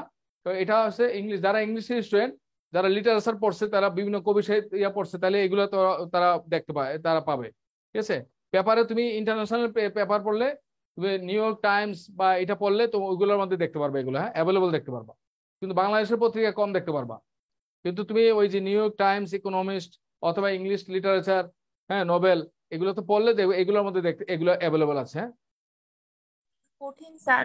আমরা এই কোটেশন গুলো কি স্যার এক লাইনে করব নাকি স্যার একটু মানে কোন একটা লাইন লেখার না না, পরে? এটা তো বাক্য বড় ছোটের উপর নির্ভর করছে। তুমি এক লাইনে করতে কথা না, তো বাক্য বড় ছোট হলে তো দ্বিতীয় লাইনে যাইতে পারো তুমি। না স্যার আমি এটা বলিনি স্যার, আমি মনে করেন স্যার কোটেশন দেবো স্যার, আমি একটা সেন্টেন্স কোটেশন দেওয়ার আগে একটা সেন্টেন্স লিখলাম, সেই সেন্টেন্সটা আমি স্টপ হয়ে গেলাম, স্টপ হওয়ার পর যখন কোটেশন সেন্টেন্সটাতে যাবো আমি কি স্যার ওই লাইনেই থাকবো নাকি স্যার নিচে এসে আরেকটা প্যারা করে ওই কোটেশনটা না, এটা কোটেশন যেহেতু দেখবে একটা সুন্দর করে দিবা না, তুমি নীল গালিতে দিবা কোটেশনটা। কোটেশনটা আলাদা করে নিচে নামে তুমি একটা নীল গালিতে কোটেশনটা দিবা। ঠিক আছে, কোটেশনটা তুমি ওই একই লাইনে না দিয়ে একই লাইন দিতে পারো, কোন সমস্যা নেই, দিলে তুমি নীল গালিতে দিবা, নীল এটা মার্ক করে দিবা আর কি। কোটেশন দিবা মানে কি একটা মার্ক করবা, হ্যাঁ, মানে নীল গালিতে লিখবা। সেট শেক্সপিয়ার বা সেট পিপি শেলি বা set honourable president prime minister Sheikh Hasina, এইগুলো কি স্যার নীল কালিতে রাখবো নাকি ওইগুলো ব্ল্যাক কালি লিখে বাকি কোটেশনটা নীল কালিতে লিখবো? কোটেশনটা তুমি পুরোটাই একই গালিতে লেখো না, অসুবিধা কি, নীল গালিতে লেখো। তুমি তো ব্যাপারটাকে কুট করছো তাই না, সেক্ষেত্রে এটাকে হাইলাইট করো, অসুবিধা নাই। স্যার অরের ওটা কি ক্যাপিটাল লেটার হবে না? কোনটা? অর ডাই দ্বিতীয় অংশ। না না, ওইটা তো ক্যাপিটাল, ডু অর ডাই এটা একই বাক্য না। ডু অর ডাই এটা তো দুইটা মিলে তো একটা বাক্য, তো কম্পাউন্ড সেন্টেন্স। তাহলে তোমার প্রথম ডু এর দুটা ক্যাপিটাল হবে, কিন্তু ইনভার্টেড কমার পরে দ্বিতীয় ইনভার্টেড কমার পরে স্মল লেটার হবে, কারণ বাক্য তো একটা। এটা যদি দুইটা বাক্য হইতো তাহলে এটা ক্যাপিটাল, দ্বিতীয় অংশটা ক্যাপিটাল হতো। হ্যাঁ, ডাবল সেন্টেন্সের ক্ষেত্রে ক্যাপিটাল হবে, ডাবল সেন্টেন্সের ক্ষেত্রে ক্যাপিটাল হবে, সিঙ্গেল সেন্টেন্সের ক্ষেত্রে দ্বিতীয় ইনভার্টেড কমার পরে স্মল লেটার হবে। জি স্যার বুঝতেছি। হ্যাঁ স্যার একটা ডাবল সেন্টেন্স লিখেই দেন তাহলে আস্তে সুবিধা ডাবল হবে। সেন্টেন্স যাচ্ছে, আমি সিঙ্গেল সেন্টেন্সটা কথা বলতেছি। এখন ডাবল সেন্টেন্স তো যাবো, ডাবল সেন্টেন্স আবার তিনটা সূত্র আছে। অনুরূপভাবে সিঙ্গেল সেন্টেন্সে যেভাবে তিনটা সূত্র, ডাবল সেন্টেন্সে তোমার তিনটা সূত্র আছে। ঠিক আছে, এবার আমি সূত্রগুলো দেখাই, দেখানোর পরে তোমরা আগে লিখো, লেখার পরে পেপার দেখবা। তোমরা তো আসলে কোথাও দেখো নাই, তো না দেখেও মনে করো এখন ইয়ার কারণে তোমরা হয়তো মনে হইতেছে এটা কি হইলো, এটা কি, এটা কিন্তু তোমার ডিফারেন্ট হওয়ার জন্য। আবার বলছি, তুমি এক্সট্রা কিছু নাম্বার বেশি পাওয়ার জন্য এক্সামিনারকে তোমাকে আলাদা কিছু দেখাইতে হবে। এখন তুমি যদি বলো, মনে করো যে স্যার যে তৃতীয় সূত্রটা দেখাইছে এটা কি এক্সামিনার জানে কিনা, তুমি এইটা মনে করলে তুমি ভুল পথে আছো। কারণ যে ইংরেজি খাতা যিনি দেখবেন তিনি তো ইংরেজির ছাত্র, তাই না? অতএব তিনি এটা ইউজ না করলে উনি দেখলেই বুঝবেন এটা ডিফারেন্ট। ঠিক আছে, এইটা বোঝানোর জন্য তোমার মানে পণ্ডিত হওয়া লাগবে না। হ্যাঁ।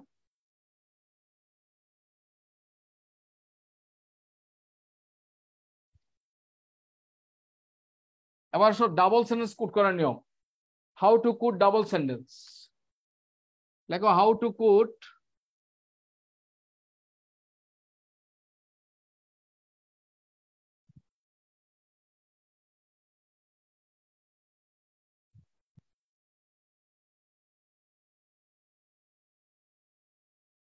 ডাবল সেন্টেন্স কোড করার নিয়ম। তো ডাবল সেন্টেন্স কিভাবে কোড করবে? তো ডাবল সেন্টেন্স কোড করার সূত্র,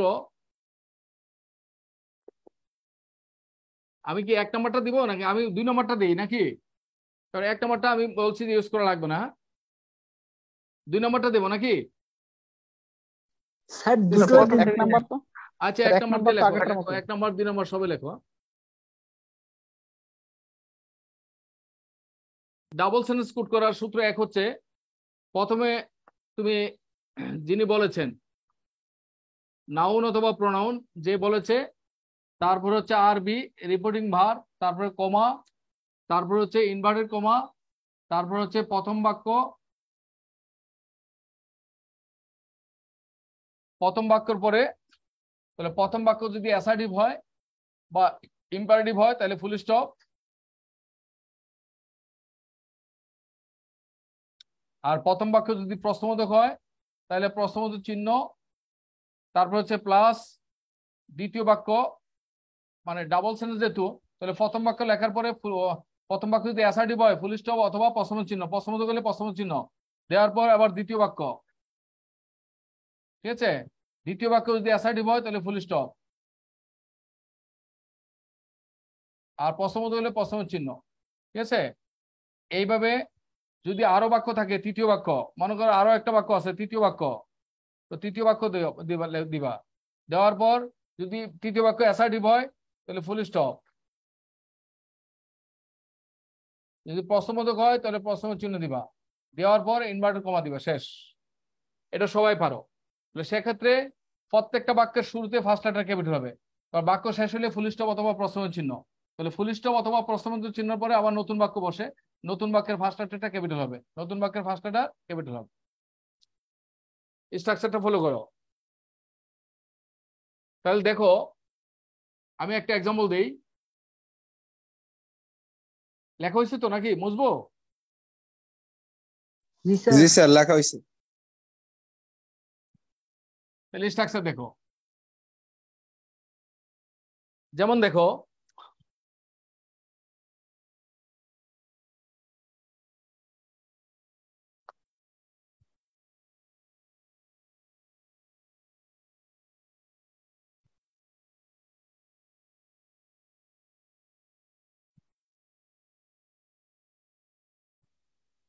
Shakespeare said,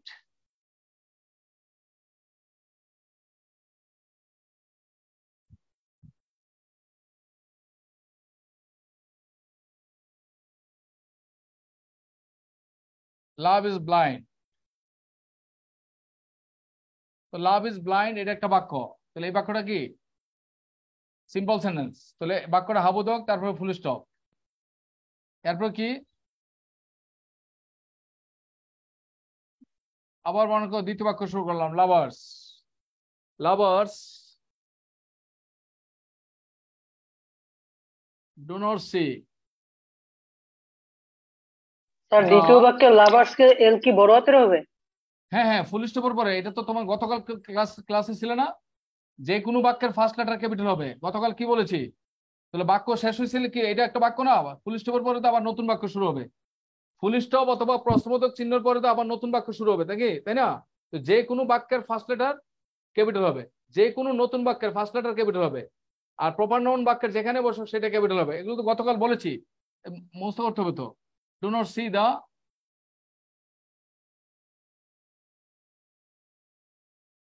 petty police that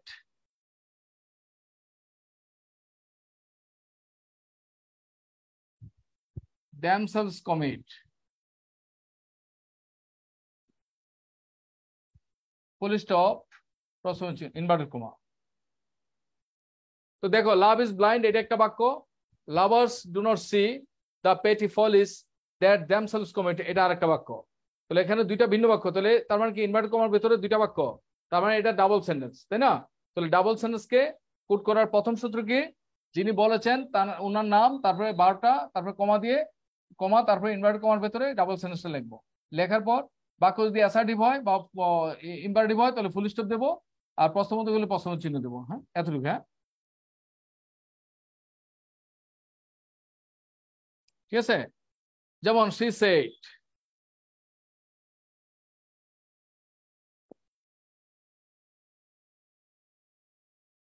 she said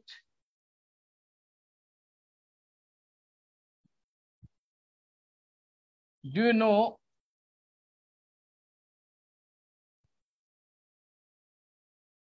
she said do you know who I am?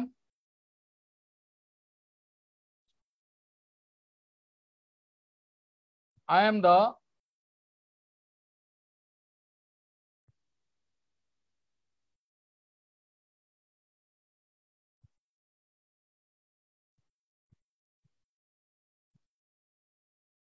দেখো I am all in all here, এটাকে আমি এইদিকে লিখি, এই যে she said কমা ইনভার্টেড কমার মধ্যে do you know who I am, এটা প্রশ্নবোধক, অতএব প্রশ্নবোধক বাক্যের শেষে প্রশ্ন চিহ্ন দিলাম, দিয়ে আবার পরের বাক্য I am all in all here, তাহলে এটা আবার অ্যাসার্টিভ, অ্যাসার্টিভের ফুল স্টপ দেয়া ইনভার্টেড কমা দিলাম, ডাবল সেন্টেন্স। ওকে, এটা পারা উচিত নাকি? এটা পারা উচিত, এবং এটা একটা সিম্পল, এটা খুবই সিম্পল, ঠিক আছে। তাহলে আমরা এটা ফলো করব না, এটা ফলো না করে আমরা দ্বিতীয়টা দেখি।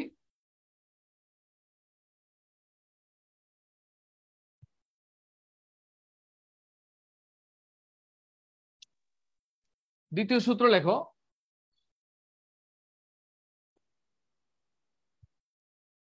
দ্বিতীয় সূত্র হচ্ছে ইনভার্টেড কমা দিয়ে ইনভার্টেড কমা প্লাস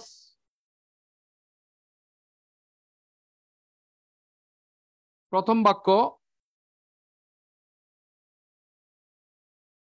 বাক্য প্লাস ফুল স্টপ। প্রথম বাক্য যদি অ্যাসার্টিভ হয় ফুল স্টপ, আর প্রথম বাক্য যদি প্রশ্নবোধক হয় প্রশ্নবোধক, তারপর হচ্ছে দ্বিতীয় বাক্য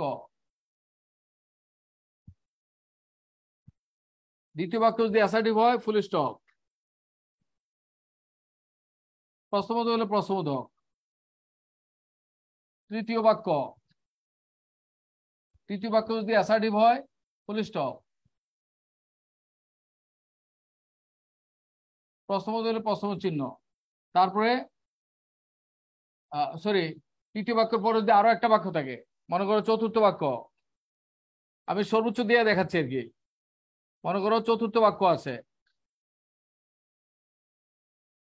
চতুর্থ বাক্যর পরে আর কোনো বাক্য নাই, এবার চতুর্থ বাক্যটা যদি অ্যাসার্টিভ হয় বা ইম্পারেটিভ হয় তাহলে একটা কমা দিবা, আর যদি চতুর্থ বাক্যটা প্রশ্নবোধক হয় তাহলে প্রশ্ন চিহ্ন দিবা, তারপরে ইনভার্টেড কমা দিবা, দেওয়ার পরে কি করবে, তারপর লিখবা হ্যাঁ প্রোনাউন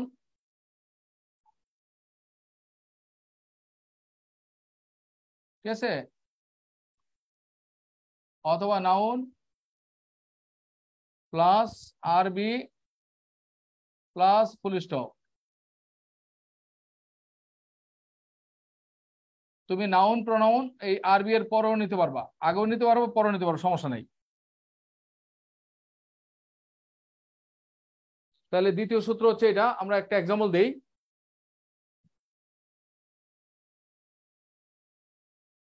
তোমাদের লেখা হয়েছে কিনা দেখো, লেখার পরে আমি এক্সাম্পলটা দিচ্ছি।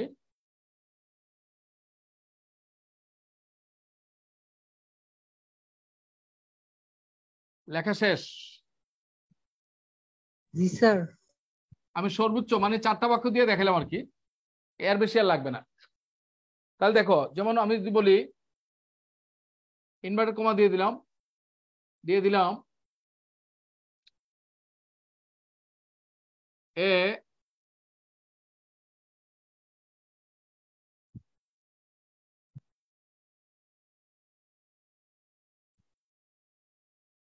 a mediocre teacher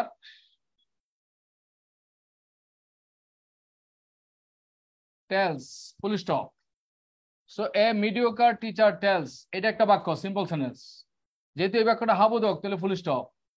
আবার দ্বিতীয় বাক্য, ফুল স্টপের পরে আবার দ্বিতীয় বাক্যের ফার্স্ট লেটার ক্যাপিটাল, তাহলে এটা ক্যাপিটাল। এ গুড টিচার, এ good teacher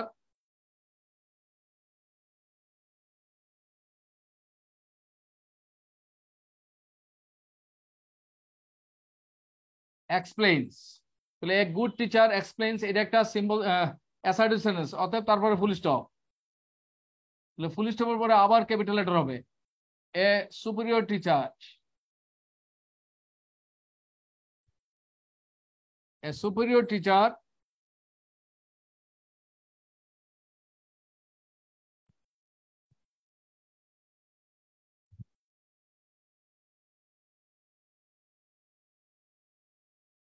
demonstrates, full stop.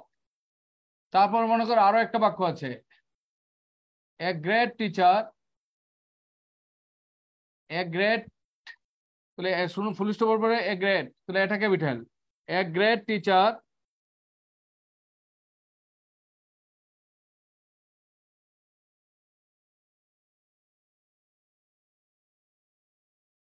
মনে করো ইন্সপায়ার্স, অতএব এই লাস্ট বাক্য হচ্ছে এটা। তো এটা যেহেতু লাস্ট বাক্য, তো লাস্ট বাক্যটা কি অ্যাসার্টিভ, তাহলে অ্যাসার্টিভ বলে কি করবো, কমা দেবো।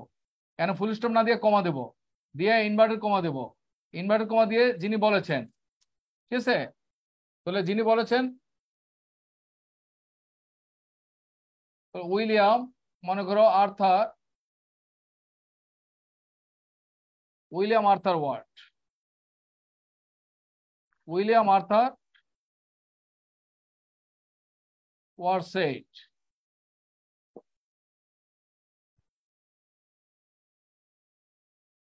উইলিয়াম আর্থার ওয়ার সেড অথবা সেড উইলিয়াম আর্থার ওয়ার্ড, হ্যাঁ, উইলিয়াম আর্থার ওয়ার সেড অথবা সেড উইলিয়াম আর্থার ওয়ার্ড, একই কথা। উইলিয়াম আর্থার ওয়ার সেড অথবা সেড উইলিয়াম আর্থার ওয়ার্ড, একই কথা। তাহলে দেখো এখানে 4টা বাক্য দিয়েছি। আশা করছি তোমরা ডাবল সেন্টেন্স কোটেশনের এটা ফলো করো ভালো করে, দেখো বুঝতে পারছো কিনা, এটা কি তোমরা বুঝতে পারছো কিনা দেখো।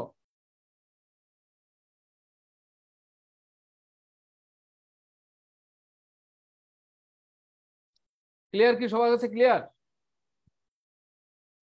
জি স্যার। তাহলে mediocre teacher tells, full stop. A good teacher explains, full stop. A superior teacher demonstrates, full stop. A great teacher inspires, comma, তারপরে ইনভার্টেড কমা শেষ দিয়ে তারপরে যিনি বলেছেন উইলিয়াম আর্থার ওয়ার্ড সেড, অথবা সেড উইলিয়াম আর্থার ওয়ার্ড, অথবা she said, he said. আমরা কি পারবো এটা, বুঝছি তো নাকি? জি স্যার। জি স্যার। জি স্যার। ওকে, তাহলে এটা হচ্ছে আমরা ডাবল সেন্টেন্সের দ্বিতীয় সূত্র। এবার ডাবল সেন্টেন্সের তৃতীয় সূত্রটা কেমন হবে দেখো।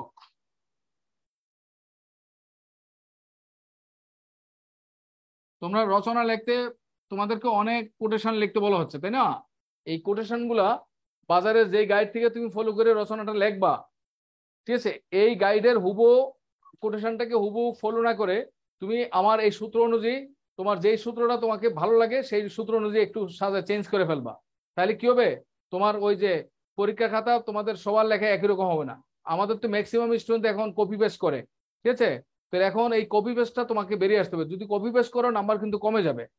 হ্যাঁ, তাহলে কিছু লেখা কি করতে হবে, চেঞ্জ করতে হবে।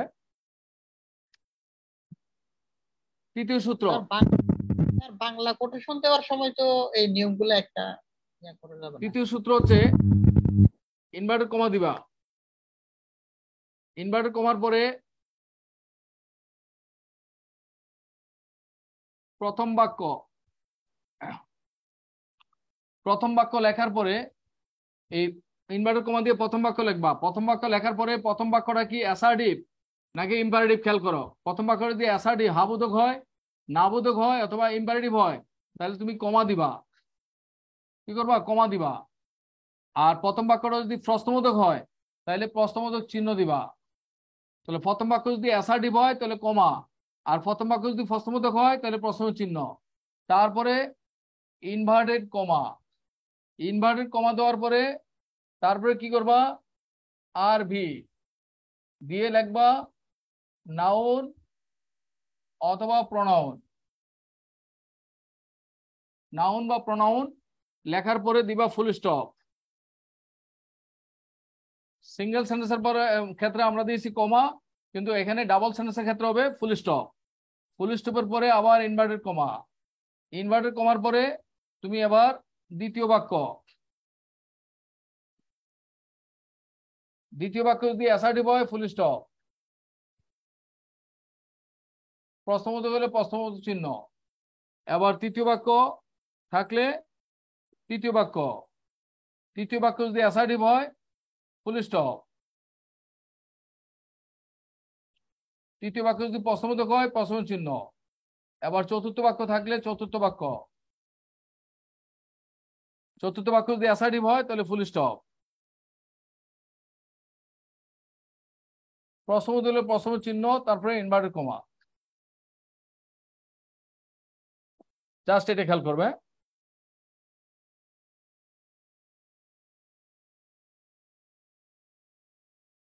স্যার তাহলে এখানে ব্যতিক্রম শুধু প্রথম বাক্যর পরে অ্যাসার্টিভ হলে কমা আসবে। হ্যাঁ হ্যাঁ, আমরা তো রাইটারের কোনো বক্তব্য চেঞ্জ করছি না তো। কোটেশন মানে তো রাইটারের বক্তব্য চেঞ্জ করে না। কোটেশন মানে হচ্ছে রাইটার যেই কথাটা বলেছে সেই কথাটাই আমি বলছি, বাট একটু প্রেজেন্টেশনটা ডিফারেন্ট করে দিচ্ছে। রাইটার যা বলছে তাই তো লিখছি আমি। জি স্যার, জি স্যার। কোটেশন মানে কি, রাইটার যা বলছে তার সেই কথাটাই তো বলছি, কিন্তু কথাটাকে আমি একটু ভাষার কারুকাজে চেঞ্জ করে দিয়েছি। হ্যাঁ ঠিক আছে, আর কিছু না। ঠিক আছে। জি স্যার। তুমি মনে করো বিশ্বব্যাংক বলেছে, বিশ্বব্যাংকের চেয়ারম্যান বলেছে, তাই না, অমুকে বলেছে, আমাদের অমুকে বলেছে, প্রধানমন্ত্রী বলেছেন, কোটেশন করে না অনেক সময়, এগুলোকে তুমি সেই প্যাটার্নে ফেলতে পারবে। হ্যাঁ, যেমন আমরা দ্বিতীয় সূত্র যেটা দিয়েছি। স্যার এই নিয়ম কি বাংলার ক্ষেত্রে কি প্রযোজ্য হবে? হ্যাঁ, বাংলার ক্ষেত্রে প্রযোজ্য হবে। বাংলার ক্ষেত্রে তোমার একটু দ্বিতীয় সূত্রটা অ্যাপ্লাই করবে। বাংলার ক্ষেত্রে সবসময় দ্বিতীয় সূত্রটা অ্যাপ্লাই করবে, তৃতীয় সূত্রটা বাংলায় অ্যাপ্লাই করা যাবে না। ইংলিশে করবা, ইংলিশের জন্য তৃতীয় সূত্রটা স্মার্ট, ইংলিশের জন্য লক্ষ্য করো। কোটেশনটা কি খাতার মাঝখানে লিখবো না স্যার, একদম কোণা থেকে লেখা শুরু করবো স্যার? কেন মাঝখানে লাগবে কেন? সিরিয়াল লাইন তুমি যেভাবে লেখো সেভাবে লিখবা, বাক্য যেখানে যেভাবে স্টার্ট করো না সেভাবে লিখবা, সমস্যা কি? হ্যাঁ, যেমন দেখো মিডিওকার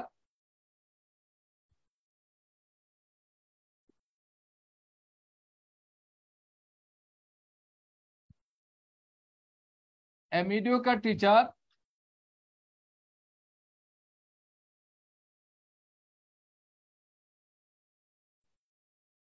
tells, তো যেহেতু এই বাক্যটা অ্যাসার্টিভ তাহলে আমি এখানে কমা দেব, কমা দিয়ে ইনভার্টেড কমা দেব, দিয়ে আমি লিখবো said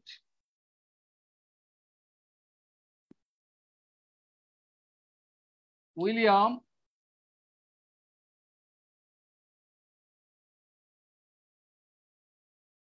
Arthur Ward,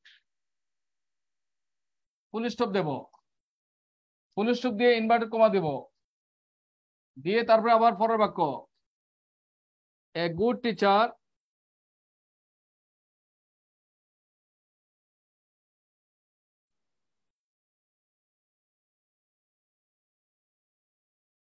explains, দ্বিতীয় বাক্য যেহেতু অ্যাসার্টিভ ফুল স্টপ, তৃতীয় বাক্য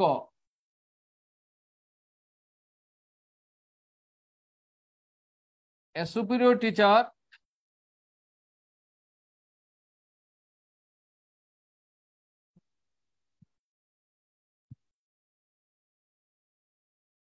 demonstrates, ফুল স্টপ, চতুর্থ বাক্য, মানে চতুর্থ বাক্য আছে বলে আমি সেভাবে চতুর্থ বাক্যে যাচ্ছি।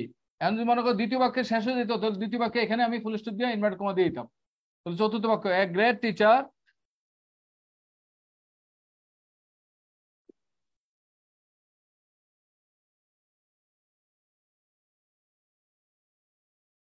ইন্সপায়ার্স, ফুল স্টপ ইনভার্টেড কমা। দেখো তাহলে আমরা এই সেম কথাটাকে দ্বিতীয় সূত্রে আমরা যেভাবে উপস্থাপন করেছি, তৃতীয় সূত্রে একটু ডিফারেন্স হয়েছে কিনা দেখো।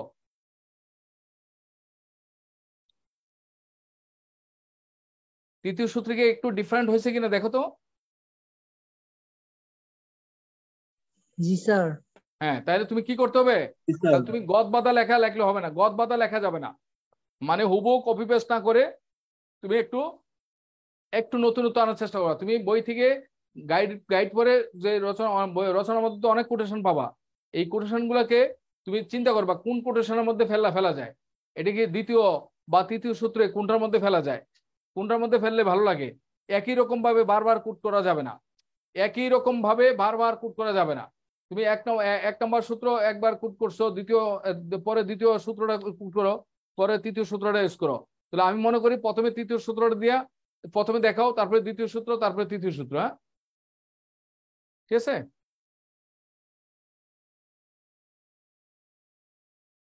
হ্যাঁ, রাইটারের কোনো বক্তব্য যদি হুবহু যদি কেউ জানে, যেমন এই কথাটা সবাই জানে, এই কথাটা ভুল করলে এটা তো ধরে ফেলবে, কারণ এটা তো আমিও জানি, তো যিনি খাতা দেখবেন তিনিও জানেন।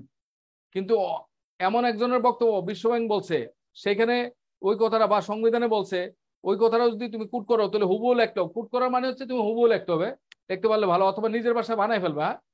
তুমি কোটেশনটা নিজে বানাই ফেলবা। স্যার সংবিধান থেকে যদি স্যার কোড করি তাহলে স্যার এইভাবে কোড করা যাবে, মানে তৃতীয় সূত্র অনুযায়ী? হ্যাঁ, কুট করা যাবে। সংবিধান থেকে কুট করতে গেলে তো সংবিধানের কথাটা কে বলেছে সেখানে দেখতে হবে।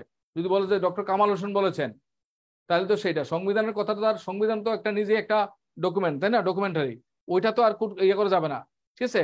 অথবা আর্টিকেল এত কোর্স, ঠিক আছে, আর্টিকেলের সংবিধানের আর্টিকেল এতর মধ্যে কোর্স করে তুমি বাক্যটা লিখতে পারো। হ্যাঁ, কিন্তু তুমি এটা লিখবে কখন, যেমন মনে করো একজন মনে করো তুমি নারীর ক্ষমতায়ন রচনা আসছে, তাই না, এখন তুমি সেই নারীর ক্ষমতায়ন রচনা লিখতে গিয়া তুমি লিখতে পারো যে তুমি এই সুলতানা কামাল বলেছেন, সুলতানা কামালের একটা কোটেশন তুমি দেখছি 5টা কোটেশন দিতে যা তুমি 2টা কোটেশন তুমি হুবহু দিবা, আর 3টা কোটেশন তুমি ম্যাক্সিমাম বাক্য তোমার মতো করে বানাই ফেলবা, ঠিক আছে। কিন্তু সুলতানা কামাল বলেছেন এটা যেন ঠিক থাকে, এবং খেয়াল করতে হবে তুমি নারীর ক্ষমতায়নের ক্ষেত্রে সুলতানা কামালের জায়গা না দিয়া তুমি ডক্টর এম সাখাওয়াত হোসেনের নাম বলো, তাহলে কিন্তু হবে না।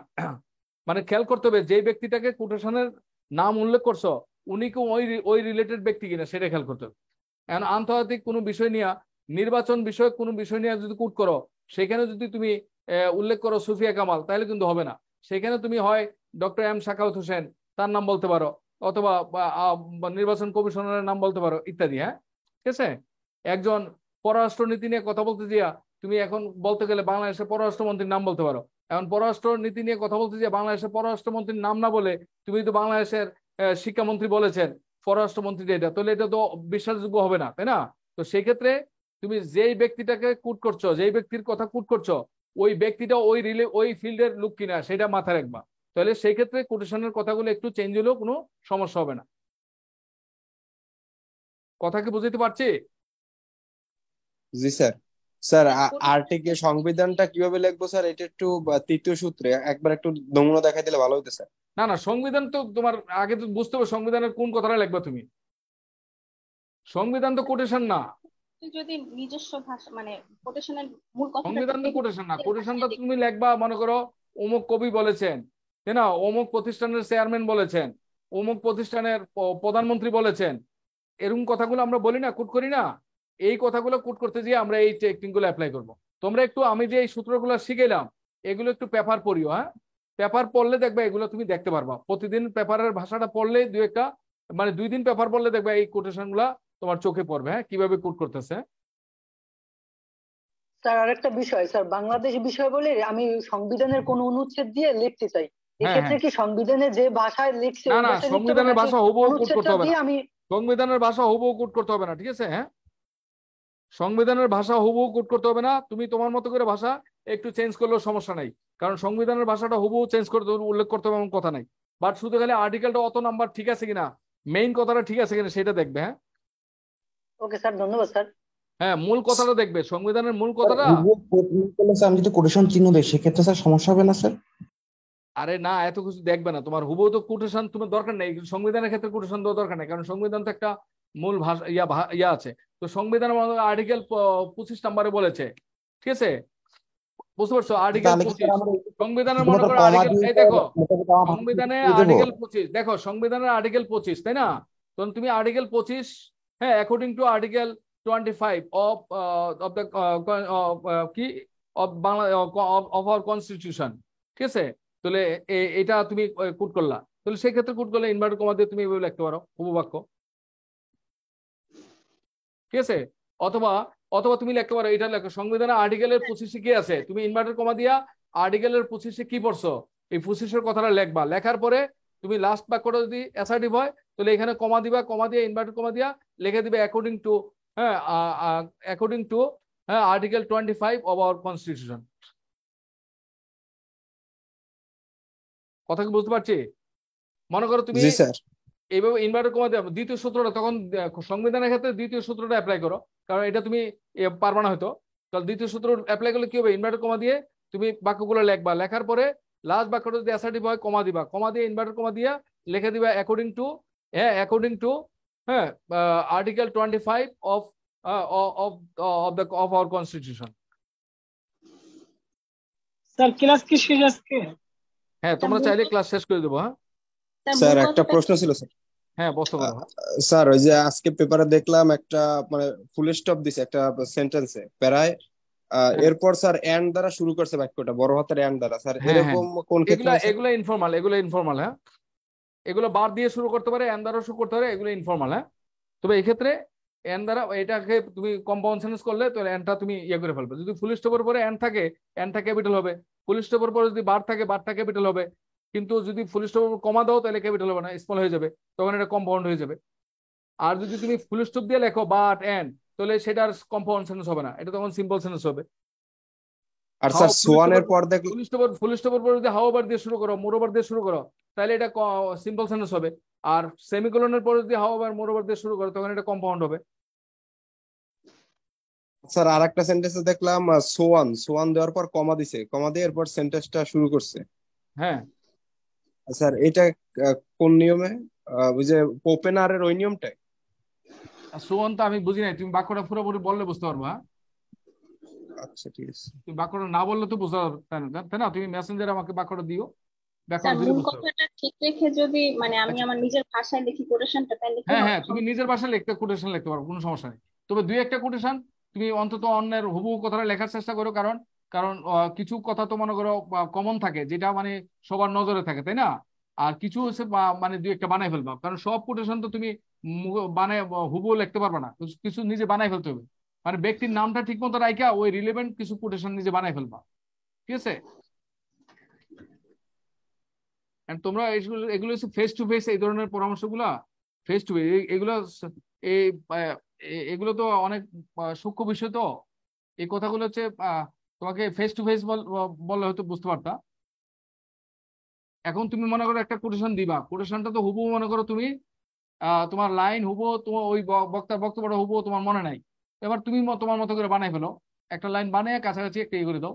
হ্যাঁ, তবে 5টা কোটেশন দিলে 2টা কোটেশন যেন হুবহু মিল থাকে, আর বাকিগুলো তুমি বানাই ফেলবা। তবে যার নামে কোট করছো ওই ব্যক্তিটার জন্য আবার ঠিক থাকে। হ্যাঁ, ওই রিলেটেড ব্যক্তি হয় যেন, ওই ফিল্ডের ব্যক্তি হতে হবে, ঠিক আছে? তো দেখো তো এটা করো দেখি।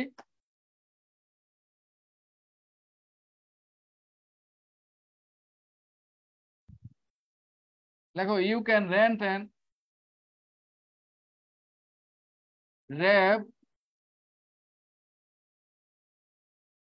all you want.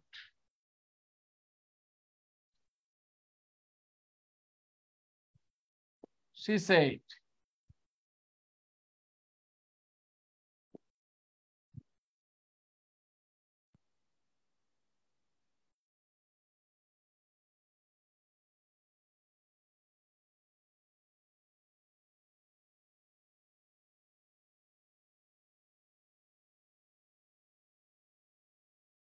করো, এটা কোড করো দেখি।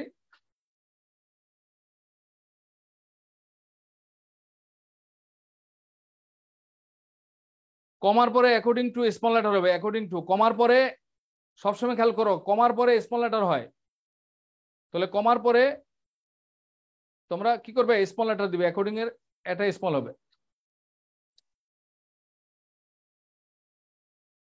এটা কোড করো দেখি, তাড়াতাড়ি করো।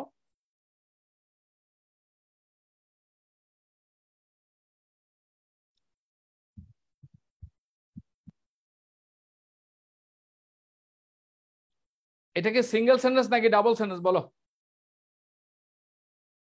Double sentence sir. Sir double sentence. হ্যাঁ, তাহলে কি হবে বলো? স্যার প্রথমে inverted comma you can rent, এরপরে কমা, এরপরে আবার inverted comma, she said, full stop, inverted comma. এখানে আমি একটু ইয়ে দিয়ে যোগ করে শি সেড, বাট এখানে একটু আরেকটু যোগ করে দিই, বাট মনে করো বাট বলো ইটস। এবার বলো দেখি এটা এটা কি ডাবল সেন্টেন্স নাকি single sentence?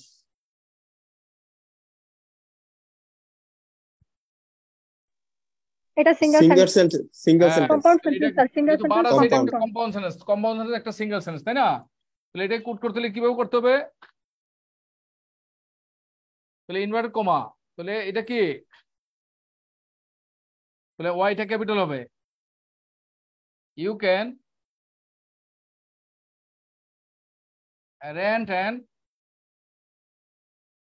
rape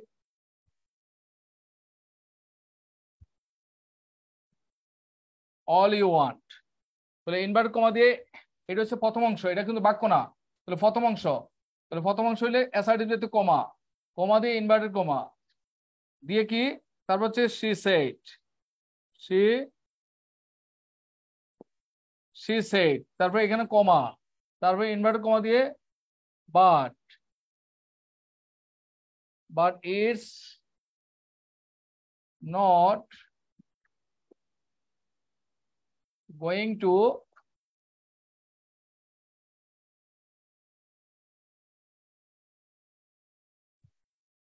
change things, full stop, inverted comma।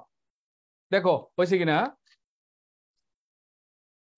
দেখছো কোটেশনটা, দেখছো কি এবার চমৎকার লাগছে, যেহেতু সিঙ্গেল সেন্টেন্স। দেখো কেমন লাগছে দেখো।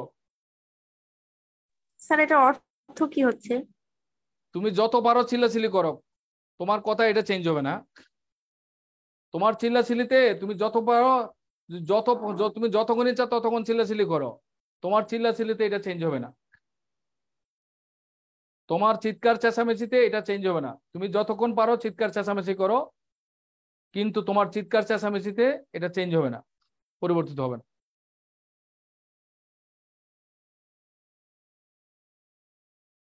কি বুঝতে পারলাম?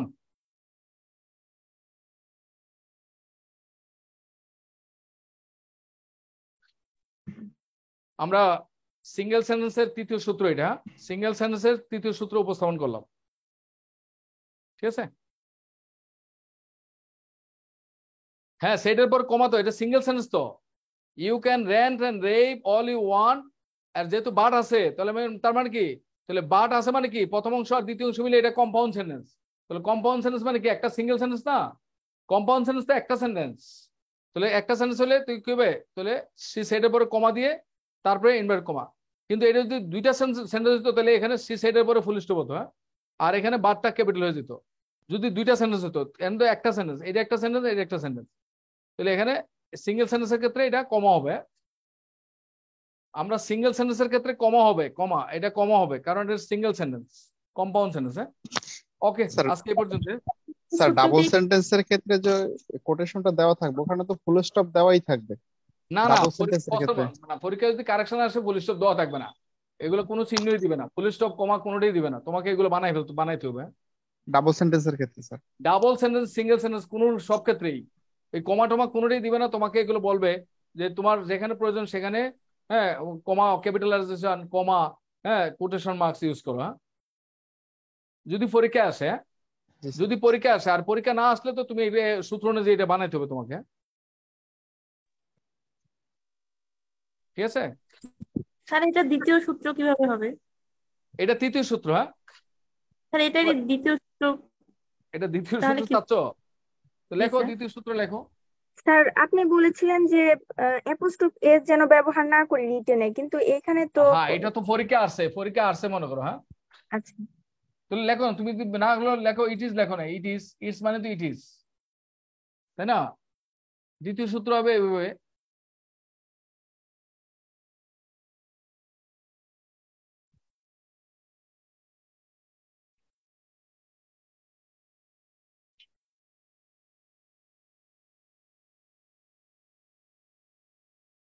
all you want but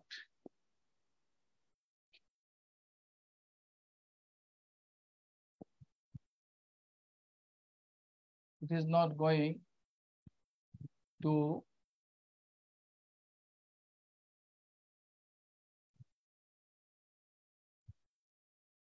change things.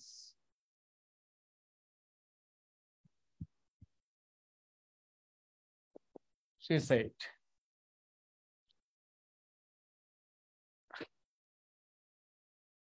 কথা ক্লিয়ার? এটা দ্বিতীয় সূত্র। জি স্যার।